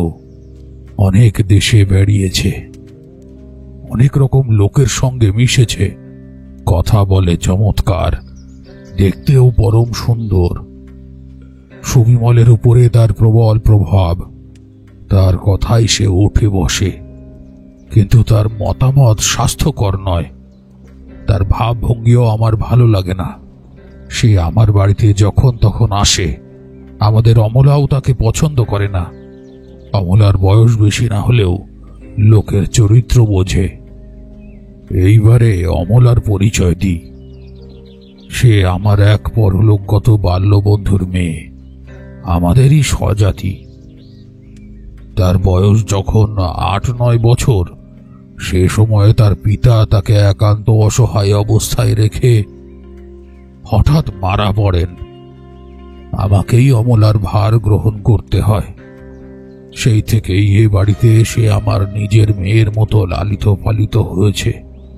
আমার এই অন্ধকার বাড়িকে সে আলো করে রেখেছে সোনালী রোদের মতো। একটি শান্ত, নম্র, স্নেহময়ী তরুণী। সে না থাকলে অচল হয়ে পড়ে আমার জীবন। অমলা আমার কথা সব রাখে, কেবল একটি ছাড়া। সুবিমল 2-2বার তাকে বিবাহ করতে চেয়েছিল। তাকে সে সত্যই ভালোবাসে, কিন্তু অমলা রাজি হয়নি। আমার দৃঢ় বিশ্বাস, একমাত্র সেই সুবিমলকে বিপদ থেকে ফিরিয়ে আনতে পারবে। একমাত্র অমলাই পারে জীবনকে নতুনভাবে গড়ে তুলতে। কিন্তু এখন আমার সকল আশা বিফল হয়েছে। আর তা হবার নয়। রাত্রে খাওয়া দাওয়ার পর সুবিমল ও অমলার সঙ্গে গল্প করছিলাম। তাদের ফিরোজা মুকুটের কথা বললাম। পানের ডিবে দিয়ে যাওয়ার জন্যে সেই সময়ে ননিবালা একবার ঘরের ভিতরে এসেছিল।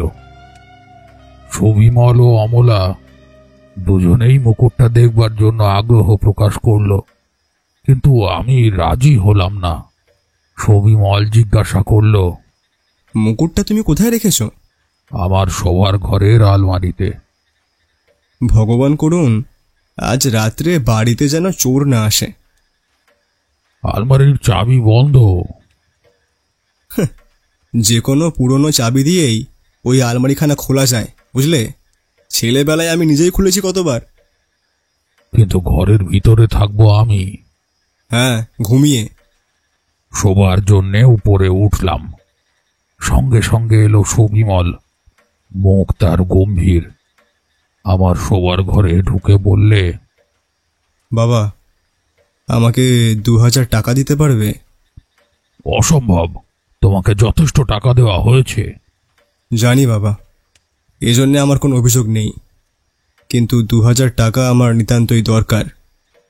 টাকা না পেলে ক্লাবে আমি আর মুখ দেখাতে পারবো না। তোমার পক্ষে সেটা হবে শাপে বর। কিন্তু সবাই যে বলবে আমি জুয়াচোর, সেই অপমান আমি সইতে পারবো না। যেমন করে পারি এই ঋণ আমাকে শোধ করতেই হবে। আমি ক্রুদ্ধ স্বরে বললাম, এই মাসেই আর 2বার তুমি আমার কাছ থেকে উপরে টাকা আদায় করেছ। আমার কাছ থেকে আর একটা কানাকড়িরও প্রত্যাশা করো না। সে আর কিছু বললে না, মাথা হেট করে বাইরে বেরিয়ে গেল। সে রাত্রে আমি অতিরিক্ত সতর্কতা অবলম্বন করলাম। নিচেকার সব দরজা ভালো করে বন্ধ কিনা দেখবার জন্য আবার একতলায় নামলাম। সিঁড়ি দিয়ে নেমে বৈঠকখানায় ঢুকতে দেখি অমলা ওদিককার একটা দরজা বন্ধ করে দিচ্ছে। সে বললে, কাকাবাবু, আপনি কি আজ রাত্রে ননিবালাকে বাইরে যাবার ছুটি দিয়েছিলেন? না। এইমাত্র সে বাইরে থেকে ফিরে এলো। এসব ভালো কথা নয়। আচ্ছা বেশ, কাল সকালে আমি নিজেই তাকে সাবধান করে দেব। বাড়ির সব দরজা ভালো করে বন্ধ করা আছে তো? হ্যাঁ কাকাবাবু। আমার ঘুম খুব গাঢ় হয় না, বিশেষত কাল রাত্রে আমার মনটা উদ্বিগ্ন ছিল বলে ভালো করে ঘুম হয়নি। গভীর রাত্রে হঠাৎ কি একটা শব্দে আমি জেগে উঠলুম। কান পেতে শুনতে লাগলুম। মনে হলো বাড়ির কোথায় কে যেন একটা দরজা বন্ধ করে দিলে।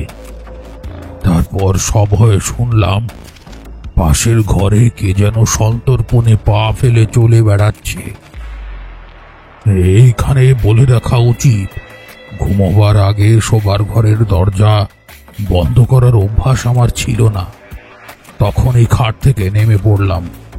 দরজার পাল্লা একটু ফাঁক করে দেখলাম পাশের ঘরে আলো জ্বলছে এবং সেখানে দাঁড়িয়ে রয়েছে সুবিমল। তার গায়ে গেঞ্জি, পায়ে জুতো নেই, আর হাতে রয়েছে সেই ফিরোজা মুকুট।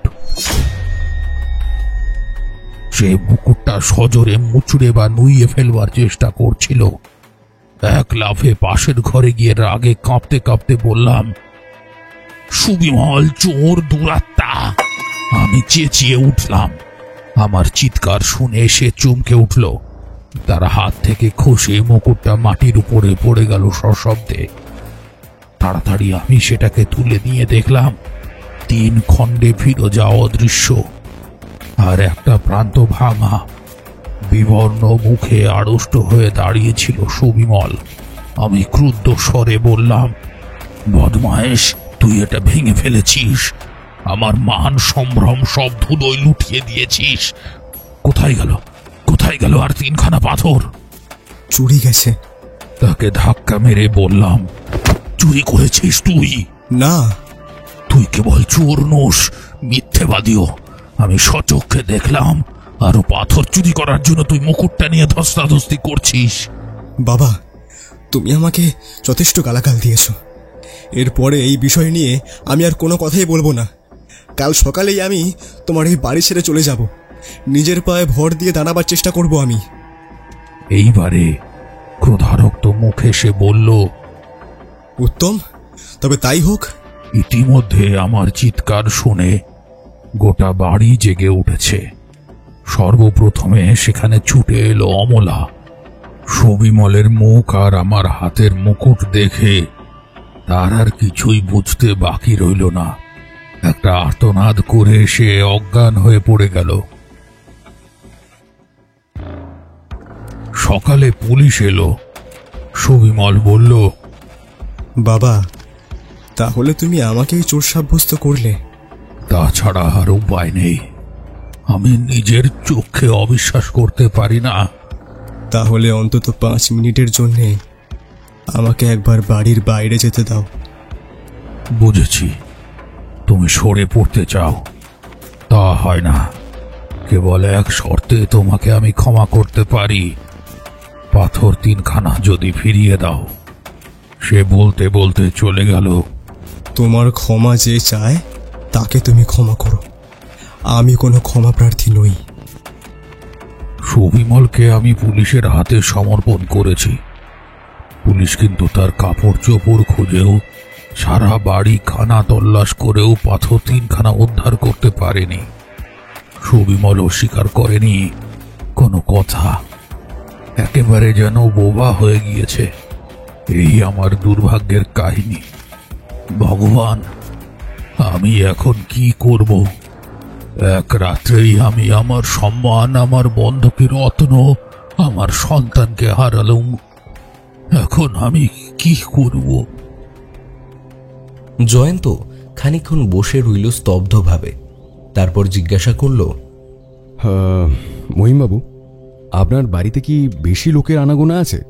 মাঝে মাঝে 2-1জন আত্মীয় কুটুম্ব খবরাখবর নিতে আসেন। বাইরের লোকের মধ্যে নিয়মিত আনাগোনা করেন কুমার বাহাদুর। আপনি কি সামাজিকতা রক্ষার জন্য নানান জায়গায় যাওয়া আসা করেন? সুবিমল করে। আমি আর অমলা বাড়িতেই থাকি। সামাজিকতার জন্য আমাদের মাথা ব্যথা নেই। এরকম তরুণীর কথা কম শোনা যায়। আপনার কথা শুনে বোঝা যায় মুকুটের ব্যাপারের জন্য অমলা দেবী অত্যন্ত মর্মাহত হয়েছেন। আগে হ্যাঁ, আমার চেয়েও। সুবিমল বাবু যে অপরাধী সে বিষয়ে আপনাদের কোনো সন্দেহ নেই? কি করে থাকবে, আমি যে নিজের চোখে দেখেছি। আচ্ছা, যে শব্দ শুনে আপনার ঘুম ভেঙে যায় সে সম্বন্ধে পুলিশের মত কি? তাদের মতে সবিমল ঘর থেকে বেরিয়ে দম করে দরজা বন্ধ করে দিয়েছিল। বাজে কথা। চোর কখনো পাড়া জাগিয়ে চুরি করে না। শব্দ হয়েছে অন্য কারণে, এই বিষয়ে আমি নিশ্চিত। কারণটা কি? দেখুন, তা আমি জানি না মহিমবাবু। মামলাটা আপনি সহজ মনে করছেন, কিন্তু আমার মতে এটা হচ্ছে জটিল মামলা। আপনি অনুমান করেছেন আপনার ছেলে নিজের ঘরের দরজা সশব্দে ভেজিয়ে আপনার ঘুম ভাঙিয়ে দিয়েছে। তাহলে তিনি মুকুটটা কখন চুরি করলেন, আর তিনখানা লুকেই বা রাখলেন কোথায়? না মহিমবাবু, এই ঘটনার মধ্যে আছে অজানা কোনো রহস্য। কি রহস্য? সেইটাই তো এখন আবিষ্কার করতে হবে।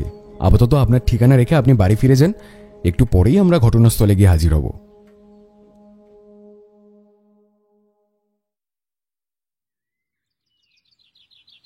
বড় রাস্তা থেকে একটু তফাতে মহিমবাবুর মস্ত বড় বাড়ি।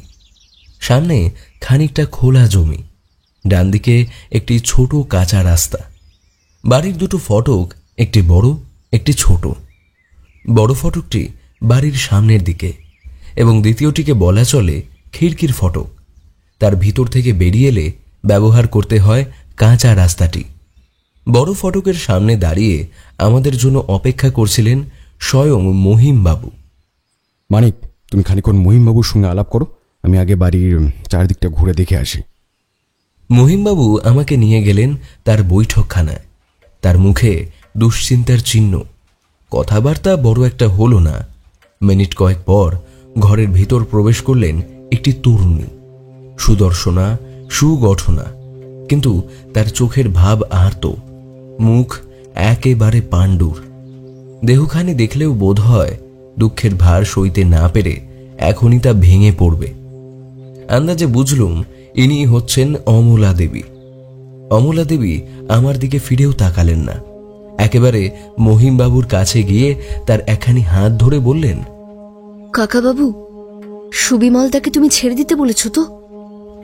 মহিমবাবু মাথা নেড়ে বললেন, না মা, ব্যাপারটা শেষ পর্যন্ত না দেখলে চলবে না।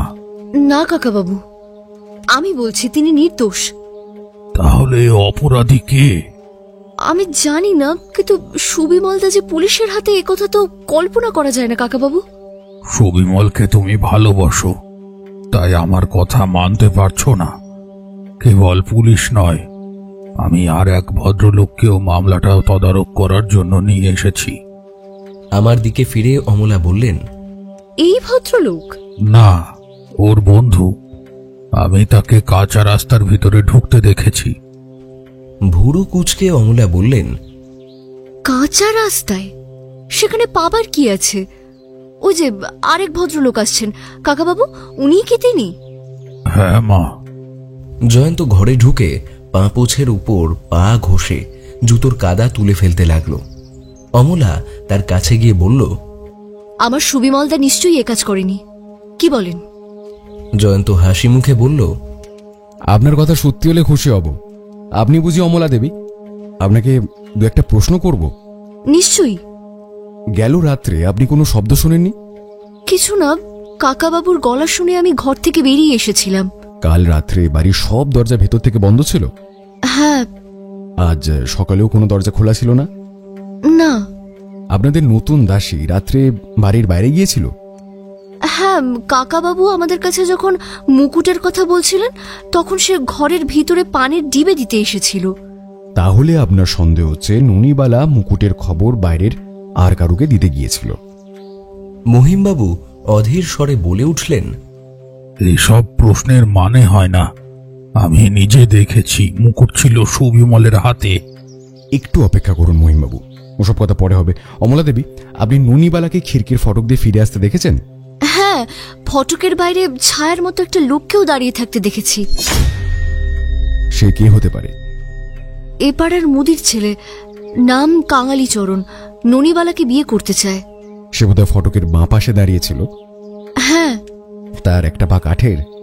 অমলার মুখে ফুটে উঠল বিস্ময় ও ভয়। কি আশ্চর্য, আপনি কি মায়াবী? এ কথা কেমন করে জানলেন?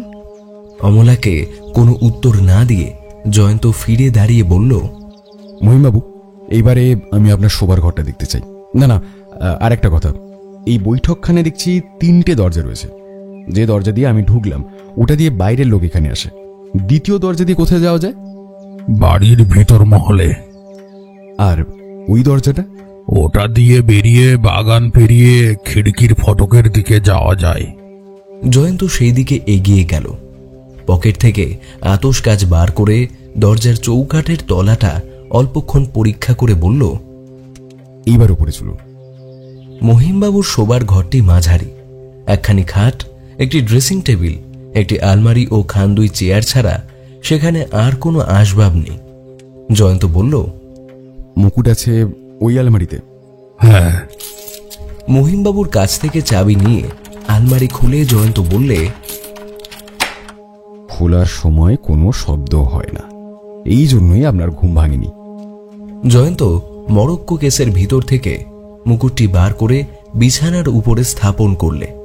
সে এক অপরূপ সৌন্দর্যের ঐশ্বর্য। তার দিকে তাকালেও চোখ যেন জুড়িয়ে যায়। কেবল অপূর্ব ফিরোজাগুলি দৃষ্টিকে আকৃষ্ট করে না। যে স্বর্ণকার এই মুকুটটি গড়েছে সে নিশ্চয়ই একজন উঁচু দরের শিল্পী। জয়ন্ত বললে, মহিমবাবু, মুকুটের এই প্রান্তটা একটুখানি ভেঙে গেছে, আপনি আরো একটু ভেঙে ফেলতে পারেন। আতঙ্কে শিউরে মহিমবাবু বলে উঠলেন, সর্বনাশ! বলেন কি মশাই? সে আমি প্রাণ থাকতেও পারবো না। বেশ, আপনি না পারেন, আমি পারি কিনা দেখা যাক। বলেই সে মুকুটটা তুলে নিয়ে 2 হাত দিয়ে তার আরেকটা প্রান্ত ভাঙবার চেষ্টা করলে। তারপর বললে, লোকে বলে আমি নাকি মহা বলবান ব্যক্তি। মুকুটের এই প্রান্তটা আমি একটু দুমড়তে পেরেছি। প্রাণপণ শক্তি প্রয়োগ করলে ভেঙে ফেলতেও পারি, কিন্তু কোনো একজন সাধারণ মানুষের সে ক্ষমতা হবে না। আর একটা কথা, মুকুটটা এইভাবে এখনই যদি ভেঙে ফেলা যায় তাহলে ঠিক পিস্তল ছোঁড়ার মতো একটা আওয়াজ হবে। মহিমবাবু পাশের ঘরে আপনি সুবিমল বাবুকে মুকুট নিয়ে ধস্তাধস্তি করতে দেখেছেন, অথচ এরকম কোনো আওয়াজ শুনেননি। এ তো বড় আশ্চর্য কথা। কি জানি মশাই, আমি তো কিছুই বুঝতে পারছি না। আপনারা এখানে বসুন, এখন আমি একলা আরেকবার বাড়ির বাইরে যেতে চাই। এই বলে জয়ন্ত বেরিয়ে গেল এবং প্রায় ঘন্টাখানেক পরে ফিরে এসে বললে, মহিমবাবু, এখানে যা যা দেখবার সব আমি দেখে নিয়েছি, এবারে বাড়ি ফিরতে চাই। কিন্তু আমার রত্ন 3খানা কোথায়? তা আমি বলতে পারবো না। হাত কচলাতে কচলাতে মহিমবাবু বললেন, বেশ বুঝতে পারছি, আমার ভাঙা কপাল আর জোড়া লাগবে না। অমলা কাকুতি ভরা কণ্ঠে বললে, আমার সুবিমল তাকে রক্ষা করুন। রক্ষাকর্তা ভগবান আমি নই মহিমবাবু, আমি পেশাদার গোয়েন্দা নই।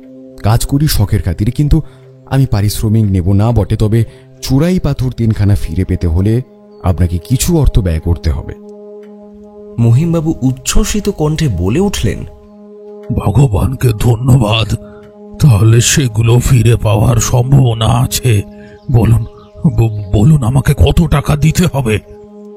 আন্দাজে তাও আজ বলতে পারছি না। কাল সকাল 10টার সময় দয়া করে একবার আমার বাড়িতে যাবেন। আশা করি সেই সময় আপনাকে আলোকিত করতে পারবো। এসো মানিক। বেশ বুঝলাম জয়ন্ত একটা কিছু সাব্যস্ত করে ফেলেছে। আমি কিন্তু এখনো অন্ধের মতো গোলকধাঁধার মধ্যে পথ হাতড়ে বেড়াচ্ছি। বাড়িতে ফেরবার মুখে জয়ন্তকে বার কয়েক জাগ্রত করবার চেষ্টা করে দেখলাম, যদি সে পথ নির্দেশ করতে পারে। কিন্তু আমার সকল চেষ্টাই ব্যর্থ হলো। সে শিলামূর্তির মতো মৌন।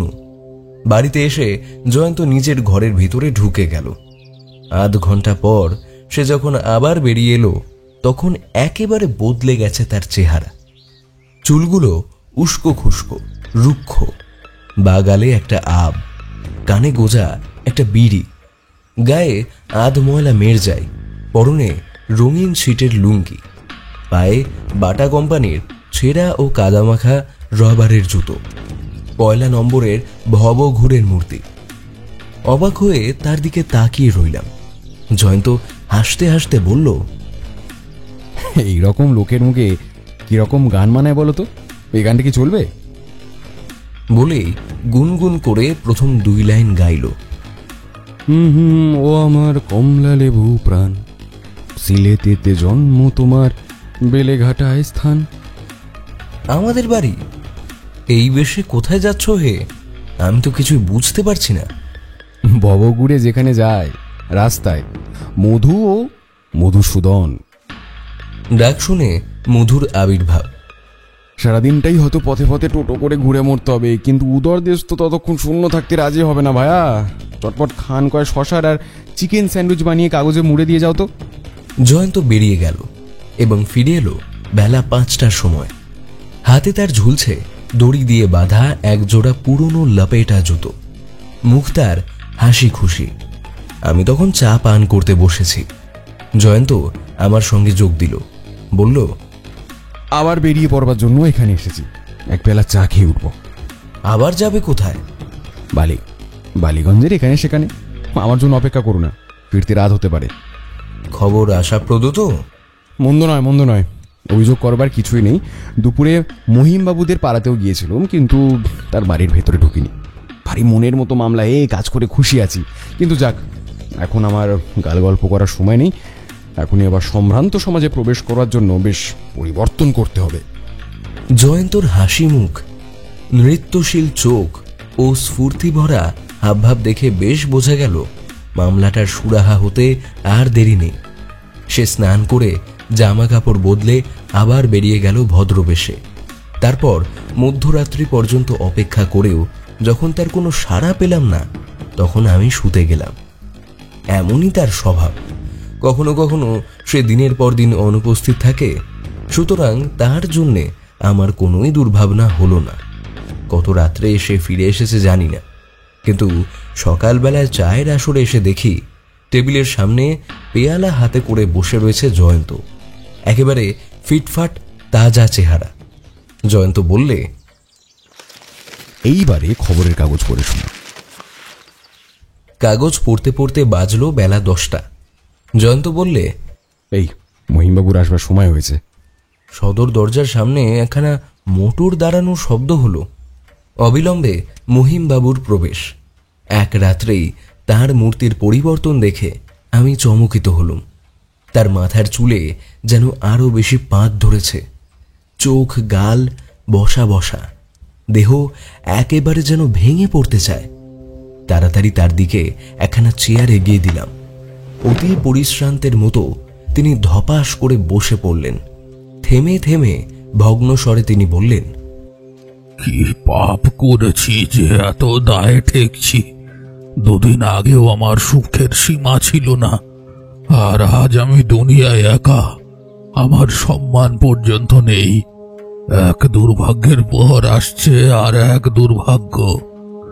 জানেন জয়ন্ত বাবু, অমলা আমাকে ত্যাগ করে চলে গিয়েছে। চলে গিয়েছে? হ্যাঁ, আজ সকালে উঠে দেখি ঘর তার খালি। বিছানাতেও সে শোয়নি। টেবিলের উপরে রয়েছে তার হাতে লেখা একখানা চিঠি। কাল রাত্রে তাকে বলেছিলাম, সে যদি আমার ছেলেকে বিয়ে করত তাহলে এমন দুর্ঘটনা ঘটত না। এ কথা রাগ করে বলিনি, মনের দুঃখে বলেছিলাম। হয়তো বলা আমার উচিত হয়নি, কিন্তু কথাটা তার প্রাণে গিয়ে বেজেছে। কারণ চিঠিতে সে লিখেছে, পূজনীয় কাকাবাবু, আমার মনে হচ্ছে এই দুর্ঘটনার জন্যে আমিই দায়ী। আপনাদের কথা শুনলে কাউকে আজ এই দুর্ভাগ্যের ভার সামলাতে হতো না। এরপরেও কোন মুখ নিয়ে আর আপনাদের আশ্রয়ে বাস করি?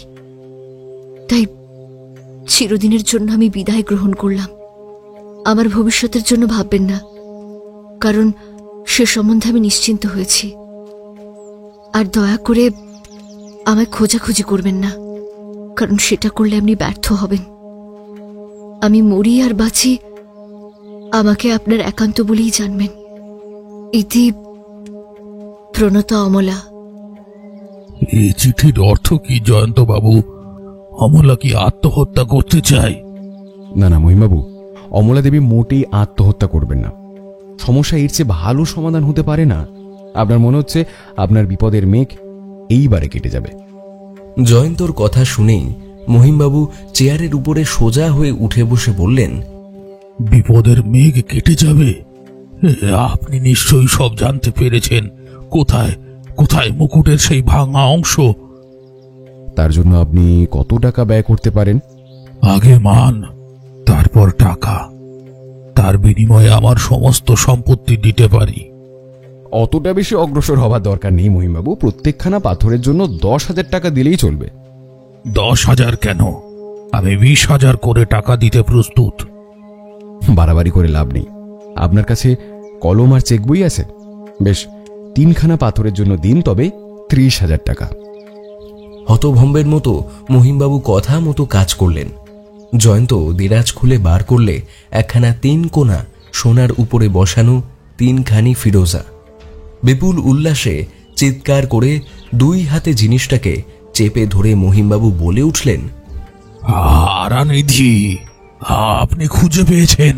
আমি বেঁচে গেলুম, আমি বেঁচে গেলুম, আমি বেঁচে গেলুম। জয়ন্ত গম্ভীর স্বরে বলল, আপনার আরো কিছু কর্তব্য আছে। আরো কিছু কর্তব্য? বুঝেছি বুঝেছি। আপনি পুরস্কার চান? পকেট থেকে চেক বই ও কলম বার করে মহিমবাবু বললেন, আপনি যা চান তাই দেব। 1 টাকাও চাই না। তবে কি কর্তব্যের কথা বলছেন? আপনার কর্তব্য হচ্ছে সুবিমল বাবুর কাছে ক্ষমা প্রার্থনা করা। আমি ক্ষমা প্রার্থনা করব? কেন? সুবিমল বাবুর মতো পুত্র যে কোনো পিতার মুখোজ্জ্বল করতে পারে। আপনি কি বলছেন? ঠিক কথাই বলছি। তবে কি পাথর 3খানা সে চুরি করেনি? না, তিনি নিরপরাধ। বলেন কি? এ বিষয়ে আপনি কি নিশ্চিত? একেবারে নিশ্চিত। তাহলে এখনই আমি থানায় গিয়ে সুসংবাদটা তাকে দিয়ে আসছি। এ সংবাদ তার জানতে বাকি নেই। কাল আমি নিজেই তার সঙ্গে দেখা করেছিলাম। তিনি যখন কিছুতেই আসল ব্যাপার ভাঙতে রাজি হলেন না, তখন আমি যা অনুমান করেছিলাম সেটা তাকে খুলে বললুম। তারপর তাকে স্বীকার করতে হলো যে আমার অনুমানই সত্য। সবই যে অদ্ভুত রহস্য বলে মনে হচ্ছে। ভগবানের দোহাই, সব কথা খুলে বলুন। হ্যাঁ, বলবো বই কি। পায়ে পায়ে কেমন করে আমি অগ্রসর হয়েছি তাও আপনাকে বলবো, কিন্তু তার আগে আর একটা কথা শুনুন। এই চুরির সঙ্গে অমলা দেবী আর কুমার বাহাদুরের যোগাযোগ আছে। অমন কথা মুখেও আনবেন না। আমার অমলা অসম্ভব। দুঃখের বিষয়, অসম্ভবই হয়েছে সম্ভবপর। এই কুমার বাহাদুর হচ্ছে এক নিঃস্ব বড় ঘরের ছেলে, সর্বহারা জুয়ারি। তার না আছে হৃদয় আর না আছে বিবেক বুদ্ধি। তার চরিত্র যে কতখানি জঘন্য আপনি বা সুবিমল বাবু কেউই তা জানেন না। অমলা দেবী তো সংসারে অনভিজ্ঞ তরুণী। তিনি তার স্বরূপ বুঝবেন কেমন করে? তিনি তার সুন্দর মুখ দেখে ভুলেছিলেন, বিশ্বাস করেছিলেন তার প্রত্যেকটি মিথ্যে কথা। সে নিশ্চয়ই তাকে বিবাহ করবে বলে অঙ্গীকার করেছিল। দুজনের মধ্যে দেখাশোনা হতো প্রায় প্রত্যেক দিনই। মহিমবাবু জোরে মাথা নেড়ে বললেন, এসব কথা আমি বিশ্বাস করতে পারবো না, পারবো না, পারবো না। শুনুন মহিমবাবু, আমি মামলাটাকে যেভাবে খাড়া করেছি তার মধ্যে যে ভুলচুক কিছু নেই এমন কথা জোর করে বলতে পারি না। খানিক খানিক অস্পষ্টতা থাকবেই। অমলা দেবীকে পেলে সে অস্পষ্টতা দূর করা যেত, কিন্তু এখন জবনিকার অন্তরালে। ঘটনার দিন রাত্রে আপনি নিচেই নেমে দেখেছিলেন খিড়কির ফটকের দিকে যাবার জন্য বৈঠকখানায় যে দরজাটা আছে অমলা সেটা বন্ধ করে দিচ্ছেন। আসলে বাইরে সেখানে ছিল কুমার বাহাদুর। দরজার কাছে দাঁড়িয়ে তার সঙ্গে কথা বলছিলেন অমলা। তিনি কথা প্রসঙ্গে নিশ্চয়ই তাকে বলেছিলেন ফিরোজা মুকুটের কথা। শুনেই কুমার বাহাদুরের মনে জাগ্রত হয় এক দুর্দান্ত লোভ। সে ঠিক কি প্রস্তাব করে তা বলতে পারবো না, খুব সম্ভব মুকুটটা সে খালি একবার দেখতে চেয়েছিল। অমলা যে আপনাকে ভালোবাসেন তাতে কোনো সন্দেহ নেই। প্রথমটা নিশ্চয়ই তিনি বিপজ্জনক প্রস্তাবে রাজি হননি, কিন্তু কুমার বাহাদুর শেষটা তাকে বুঝিয়ে দেয় যে মুকুটটা কেবল একবার চোখে দেখলে কারোর কোনো ক্ষতি হবে না। সে মুকুটটা দেখবার জন্য গভীর রাত্রে আবার সেখানে আসবে। জেদাজেদিতে পড়ে অমলাকে শেষটা সম্মতি দিতেই হয়। ঠিক সেই সময় হয় আপনার আবির্ভাব। অমলা তাড়াতাড়ি দরজা বন্ধ করে দেন, আপনার কাছে ননিবালার বিরুদ্ধে অভিযোগ করে। সে অভিযোগ মিথ্যা নয়। টাকার জন্য আপনার সঙ্গে কথা কাটাকাটি করে সে রাত্রে সুবিমল বাবুর মেজাজ খারাপ হয়ে যায়। তার উপরে ক্লাবের দেনার জন্য তার মনে ছিল দুশ্চিন্তা। তার ঘুম হয়নি। মধ্যরাত্রেও তিনি জেগেছিলেন। হঠাৎ ঘরের বাইরে শুনতে পান কারো অস্পষ্ট পায়ের শব্দ। কৌতূহলী হয়ে উঠে দরজা একটু ফাঁক করে সবিস্ময়ে দেখতে পান অমলা চোরের মতো সন্তর্পণে আপনার শোবার ঘরে গিয়ে ঢুকলেন। রাত্রেও সেখানে আলো জ্বালা থাকে। ব্যাপারটা কি জানবার জন্য সুবিমল বাবু নিজের ঘরের অন্ধকারে চুপ করে দাঁড়িয়ে রইলেন এবং একটু পরেই স্তম্ভিত নেত্রে দেখলেন আপনার ঘর থেকে অমলা তার ফিরোজা মুকুট নিয়ে আবার বেরিয়ে আসছেন। অমলা নিচে নেমে গেলেন, পিছনে নামলেন আতঙ্কগ্রস্ত সুবিমল বাবু। বৈঠকখানার দরজার কাছে পর্দার আড়াল থেকে দেখা গেল খিড়কির ফটকের দিকে যাবার দরজাটা খুলে অমলা মুকুটটা সমর্পণ করলেন বাইরের কোনো লোকের হাতে। সে মুকুটটা হস্তগত করেই সরে পড়ল। এর জন্য অমলা প্রস্তুত ছিলেন না, ভয় পেয়ে উপরে পালিয়ে এলেন। অমলাকে ভালোবাসেন সুবিমল বাবু, তাকে বিয়ে করতে চান, পাছে অমলার নামে কলঙ্ক রটে সেই ভয় এতক্ষণ তিনি কোনো গোলমাল করতে পারেননি। কিন্তু এখন তার হুঁশ হলো, মুকুটটা যদি খোয়া যায় তাহলে তার পিতার কত বড় বিপদের সম্ভাবনা। তিনি তখনই পাগলের মতো ছুটে ওদিককার দরজা খুলে ফেলে বাইরে গিয়ে পড়লেন। তারপর খিড়কির ফটক থেকে বেরিয়ে কাঁচা রাস্তা ধরে ছুটতে লাগলেন। চোর তখনও বেশি দূরে যেতে পারেনি। গ্যাসের আলোতে সুবিমল বাবু তাকে চিনতে পারলেন। তারপর মুকুট নিয়ে টানা হেঁচড়া আরম্ভ হলো। একদিকে সুবিমল বাবু আর একদিকে কুমার বাহাদুর। টানাটানি করতে করতে সুবিমল বাবু প্রচন্ড এক ঘুষি মারেন কুমার বাহাদুরকে। তার চোখের উপরটা কেটে গিয়ে রক্ত পড়তে থাকে। মুকুটটা অত্যন্ত কঠিন, একজনের সাধারণ শক্তি তাকে ভাঙতে পারে না, কিন্তু দুইজনের সম্মিলিত শক্তিতে হঠাৎ সেটা ভেঙে গেল। মুকুটটা নিয়ে ফিরে এলেন সুবিমল বাবু। সে সময় তিনি উত্তেজিত হয়েছিলেন, ওদিককার দরজাটা জোরে বন্ধ করে দেন আর সেই শব্দে আপনার নিদ্রাভঙ্গ হয়। শোবার ঘরের কাছে এসে সুবিমল বাবু মুকুটটা দুমড়ে গেছে দেখে যখন আবার সেটা টেনে সোজা করবার চেষ্টায় ছিলেন, সেই সময় হয় আপনার আবির্ভাব। মহিমবাবু বিস্ফারিত নেত্রে বললে, এও কি সম্ভব?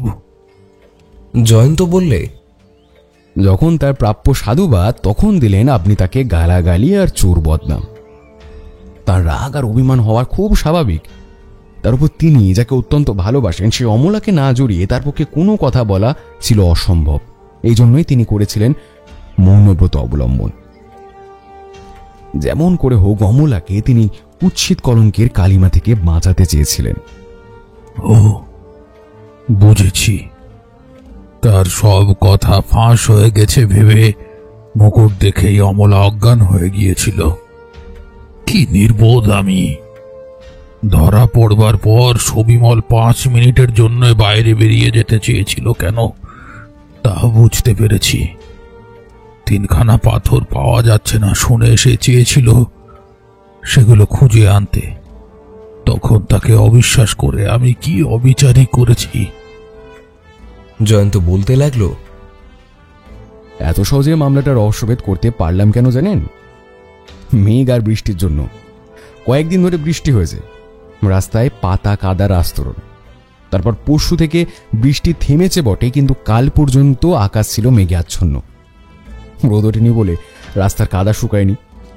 মানুষের পদচিহ্নগুলো আপনার বাড়ির পাশের কাঁচা রাস্তার উপর লিখে রেখেছিল বিচিত্র ইতিহাস। কাল সকালে ঘটনাস্থলে গিয়ে আমি সবার আগে সেই ইতিহাস পাঠ করার চেষ্টা করেছি। কাঁচা রাস্তাটা দিয়ে বেশি লোক চলাচল নেই। বৃষ্টির ধারায় আগেকার সব পদচিহ্নই ধুয়ে মিচে গিয়েছে, সুতরাং ঘটনার রাত্রে ওখানে কারা চলাফেরা করেছিল সেটা জানতে কিছুই বেগ পেতে হলো না। প্রথমেই দেখলাম খিড়কির ফটকের সামনে রয়েছে ছোট ছোট খালি পায়ের দাগ। কোনো বালক বা নারী সেখানে দাঁড়িয়েছিল। তার সামনেই পেলুম একখানা পা ও একটা গোল দাগ। কোনো এক ঠেঙো লোক কাঠের পা পরে সেখানে এসেছিল। পরে জানা গেল আপনাদের দালি নুনিবালা তার এক ঠেঙো হবু বরের সঙ্গে সেইখানে দাঁড়িয়ে বাক্যালাপ করেছিল। তারপর দেখলাম কোনো মানুষের 2 সার শৌখিন জুতোর দাগ বাইরে থেকে বাড়ির দিকে চলে গিয়েছে। সেই সঙ্গে পেলাম আরো 2 সার খালি পায়ের চিহ্ন। দাগের গভীরতা ও ব্যবধান দেখে বুঝতে দেরি লাগলো না যে কেউ খালি পায়ে ছুটতে ছুটতে বাড়ির ভেতর থেকে বেরিয়ে আবার ফিরে এসেছে ছুটতে ছুটতে। মনটা খুশি উঠল, কারণ আগেই আপনার মুখে শুনেছিলাম যে সুবিমল বাবুকে আপনি নগ্ন পদে মুকুট নিয়ে টানাটানি করতে দেখেছিলেন। এক জায়গায় দেখলুম কাদার উপরে ভীষণ দস্তাদস্তির চিহ্ন, সেখানেও খালি পায়ের আর শৌখিন জুতোর দাগ। সেখানে যে রক্তপাত হয়েছে তাও বোঝা গেল। তারপর জুতোর দাগ চলে গিয়েছে গলির বাইরের দিকে, আর খালি পা ফিরে এসেছে বাড়ির দিকে। ধরে নিলাম সে বাড়িরই লোক। আপনার মনে আছে, বৈঠকখানায় ঢুকে খিড়কির ফটকের দিকে যাবার দরজার তলাটা আমি পরীক্ষা করেছিলাম। একজন লোক যে কাদা মাখা খালি পা নিয়ে বাড়ির ভিতরে প্রবেশ করেছে, সেখানে ছিল তার স্পষ্ট চিহ্ন। কেন, তখন আসল ব্যাপারটা খানিকটা আন্দাজ করতে পারলাম। কোনো শৌখিন জুতো পরা লোক মুকুট হস্তগত করে বেরিয়ে যাচ্ছিল। সুমিমলবাবু দেখতে পেয়ে তাকে অনুসরণ করে তার সঙ্গে ধস্তাধস্তি করে মুকুট ছিনিয়ে নিয়ে আবার বাড়ির ভিতরে ফিরে আসেন। চোরকে নিশ্চয়ই বাড়ির কোনো লোক সাহায্য করেছিল। বাড়ির ভিতরে ছিল কেবল দাসীরা আর অমলা, কিন্তু দাসীদের মুখ চেয়ে সুমিমলবাবু নিশ্চয়ই অপরাধের বোঝায় নিজের মাথায় তুলে নেবেন না। বাকি রইলেন কেবল অমলা। সুমিমলবাবু তাকে ভালোবাসেন, তার মান রক্ষার জন্যে তিনি সব করতে পারেন। অতএব প্রথমে অসম্ভব মনে হলেও আমি সন্দেহ করলাম অমলাকেই। তার উপরে রাত্রে আপনি তাকে বৈঠকখানায় বাগানে যাবার দরজার কাছে দাঁড়িয়ে থাকতে দেখেছেন এবং মুকুট দেখে তিনি ভয়ে আর্তনাদ করে অজ্ঞান হয়ে গিয়েছিলেন। এখন শৌখিন জুতো পরা লোকটা কে হতে পারে? এ বাড়িতে কুমার বাহাদুর হামেশাই আনাগোনা করে, তার নাম আগেই শুনেছিলাম। সে হচ্ছে অত্যন্ত কুখ্যাত ব্যক্তি। ভবঘুরে সেজে তার চাকরের সঙ্গে আলাপ জমিয়ে ফেললাম। শুনলাম তার মনিব আগের রাতে আহত অবস্থায় বাড়ি ফিরেছে। নিজের ছেঁড়া জুতো দেখিয়ে 8 আনা পয়সা দাম নিয়ে তার কাছ থেকে কুমার বাহাদুরের একজোড়া পুরনো ফেলে দেওয়া লপেটা কিনে আনলাম। তারপর আপনার বাড়ির পাশের কাঁচা রাস্তায় এসে সেই শৌখিন জুতোর দাগের সঙ্গে লপেটা জোড়া মিলিয়ে দেখলাম অবিকল মিলে গেল। আর কিছু বুঝতে বাকি রইল না। তারপর পোশাক বদলে কুমার বাহাদুরের সঙ্গে দেখা করলাম। আমি জানি এই কেলেঙ্কারি আপনি চাপা দিতে চান, তাই পুলিশের সাহায্য গ্রহণ করলাম না। সে প্রথমটা সবই উড়িয়ে দিতে চাইল। তারপর আমি যখন তার বিরুদ্ধে যেসব প্রমাণ ছিল একে একে সেগুলো উল্লেখ করলাম, সে মারমুখ হয়ে লাঠি নিয়ে তেড়ে এলো। আমিও বার করলাম আমার রিভলভার। তখন সে কতকটা শান্ত হলো। আমি বললাম, পাথর 3খানা ফিরিয়ে দাও, আমরা 30,000 টাকা দিতে প্রস্তুত আছি। সে বললে, হায় হায়, আমি যে মোটে 5,000 টাকায় 3খানা পাথরই বেচে ফেলেছি। তারপর তার কাছ থেকে সেই চোরাই মালের কারবারির ঠিকানা আদায় করলাম। তাকে অনেক বুঝিয়ে সুঝিয়ে 30,000 টাকার বিনিময়ে আপনার রত্ন উদ্ধার করে এনেছি। মহিমবাবু উচ্ছ্বসিত কণ্ঠে বললেন, ধন্যবাদ জয়ন্তবাবু, অসংখ্য ধন্যবাদ। আপনার ঋণ জীবনে শোধ করতে পারবো না। আপনার ক্ষমতা জাদুকরের মতো।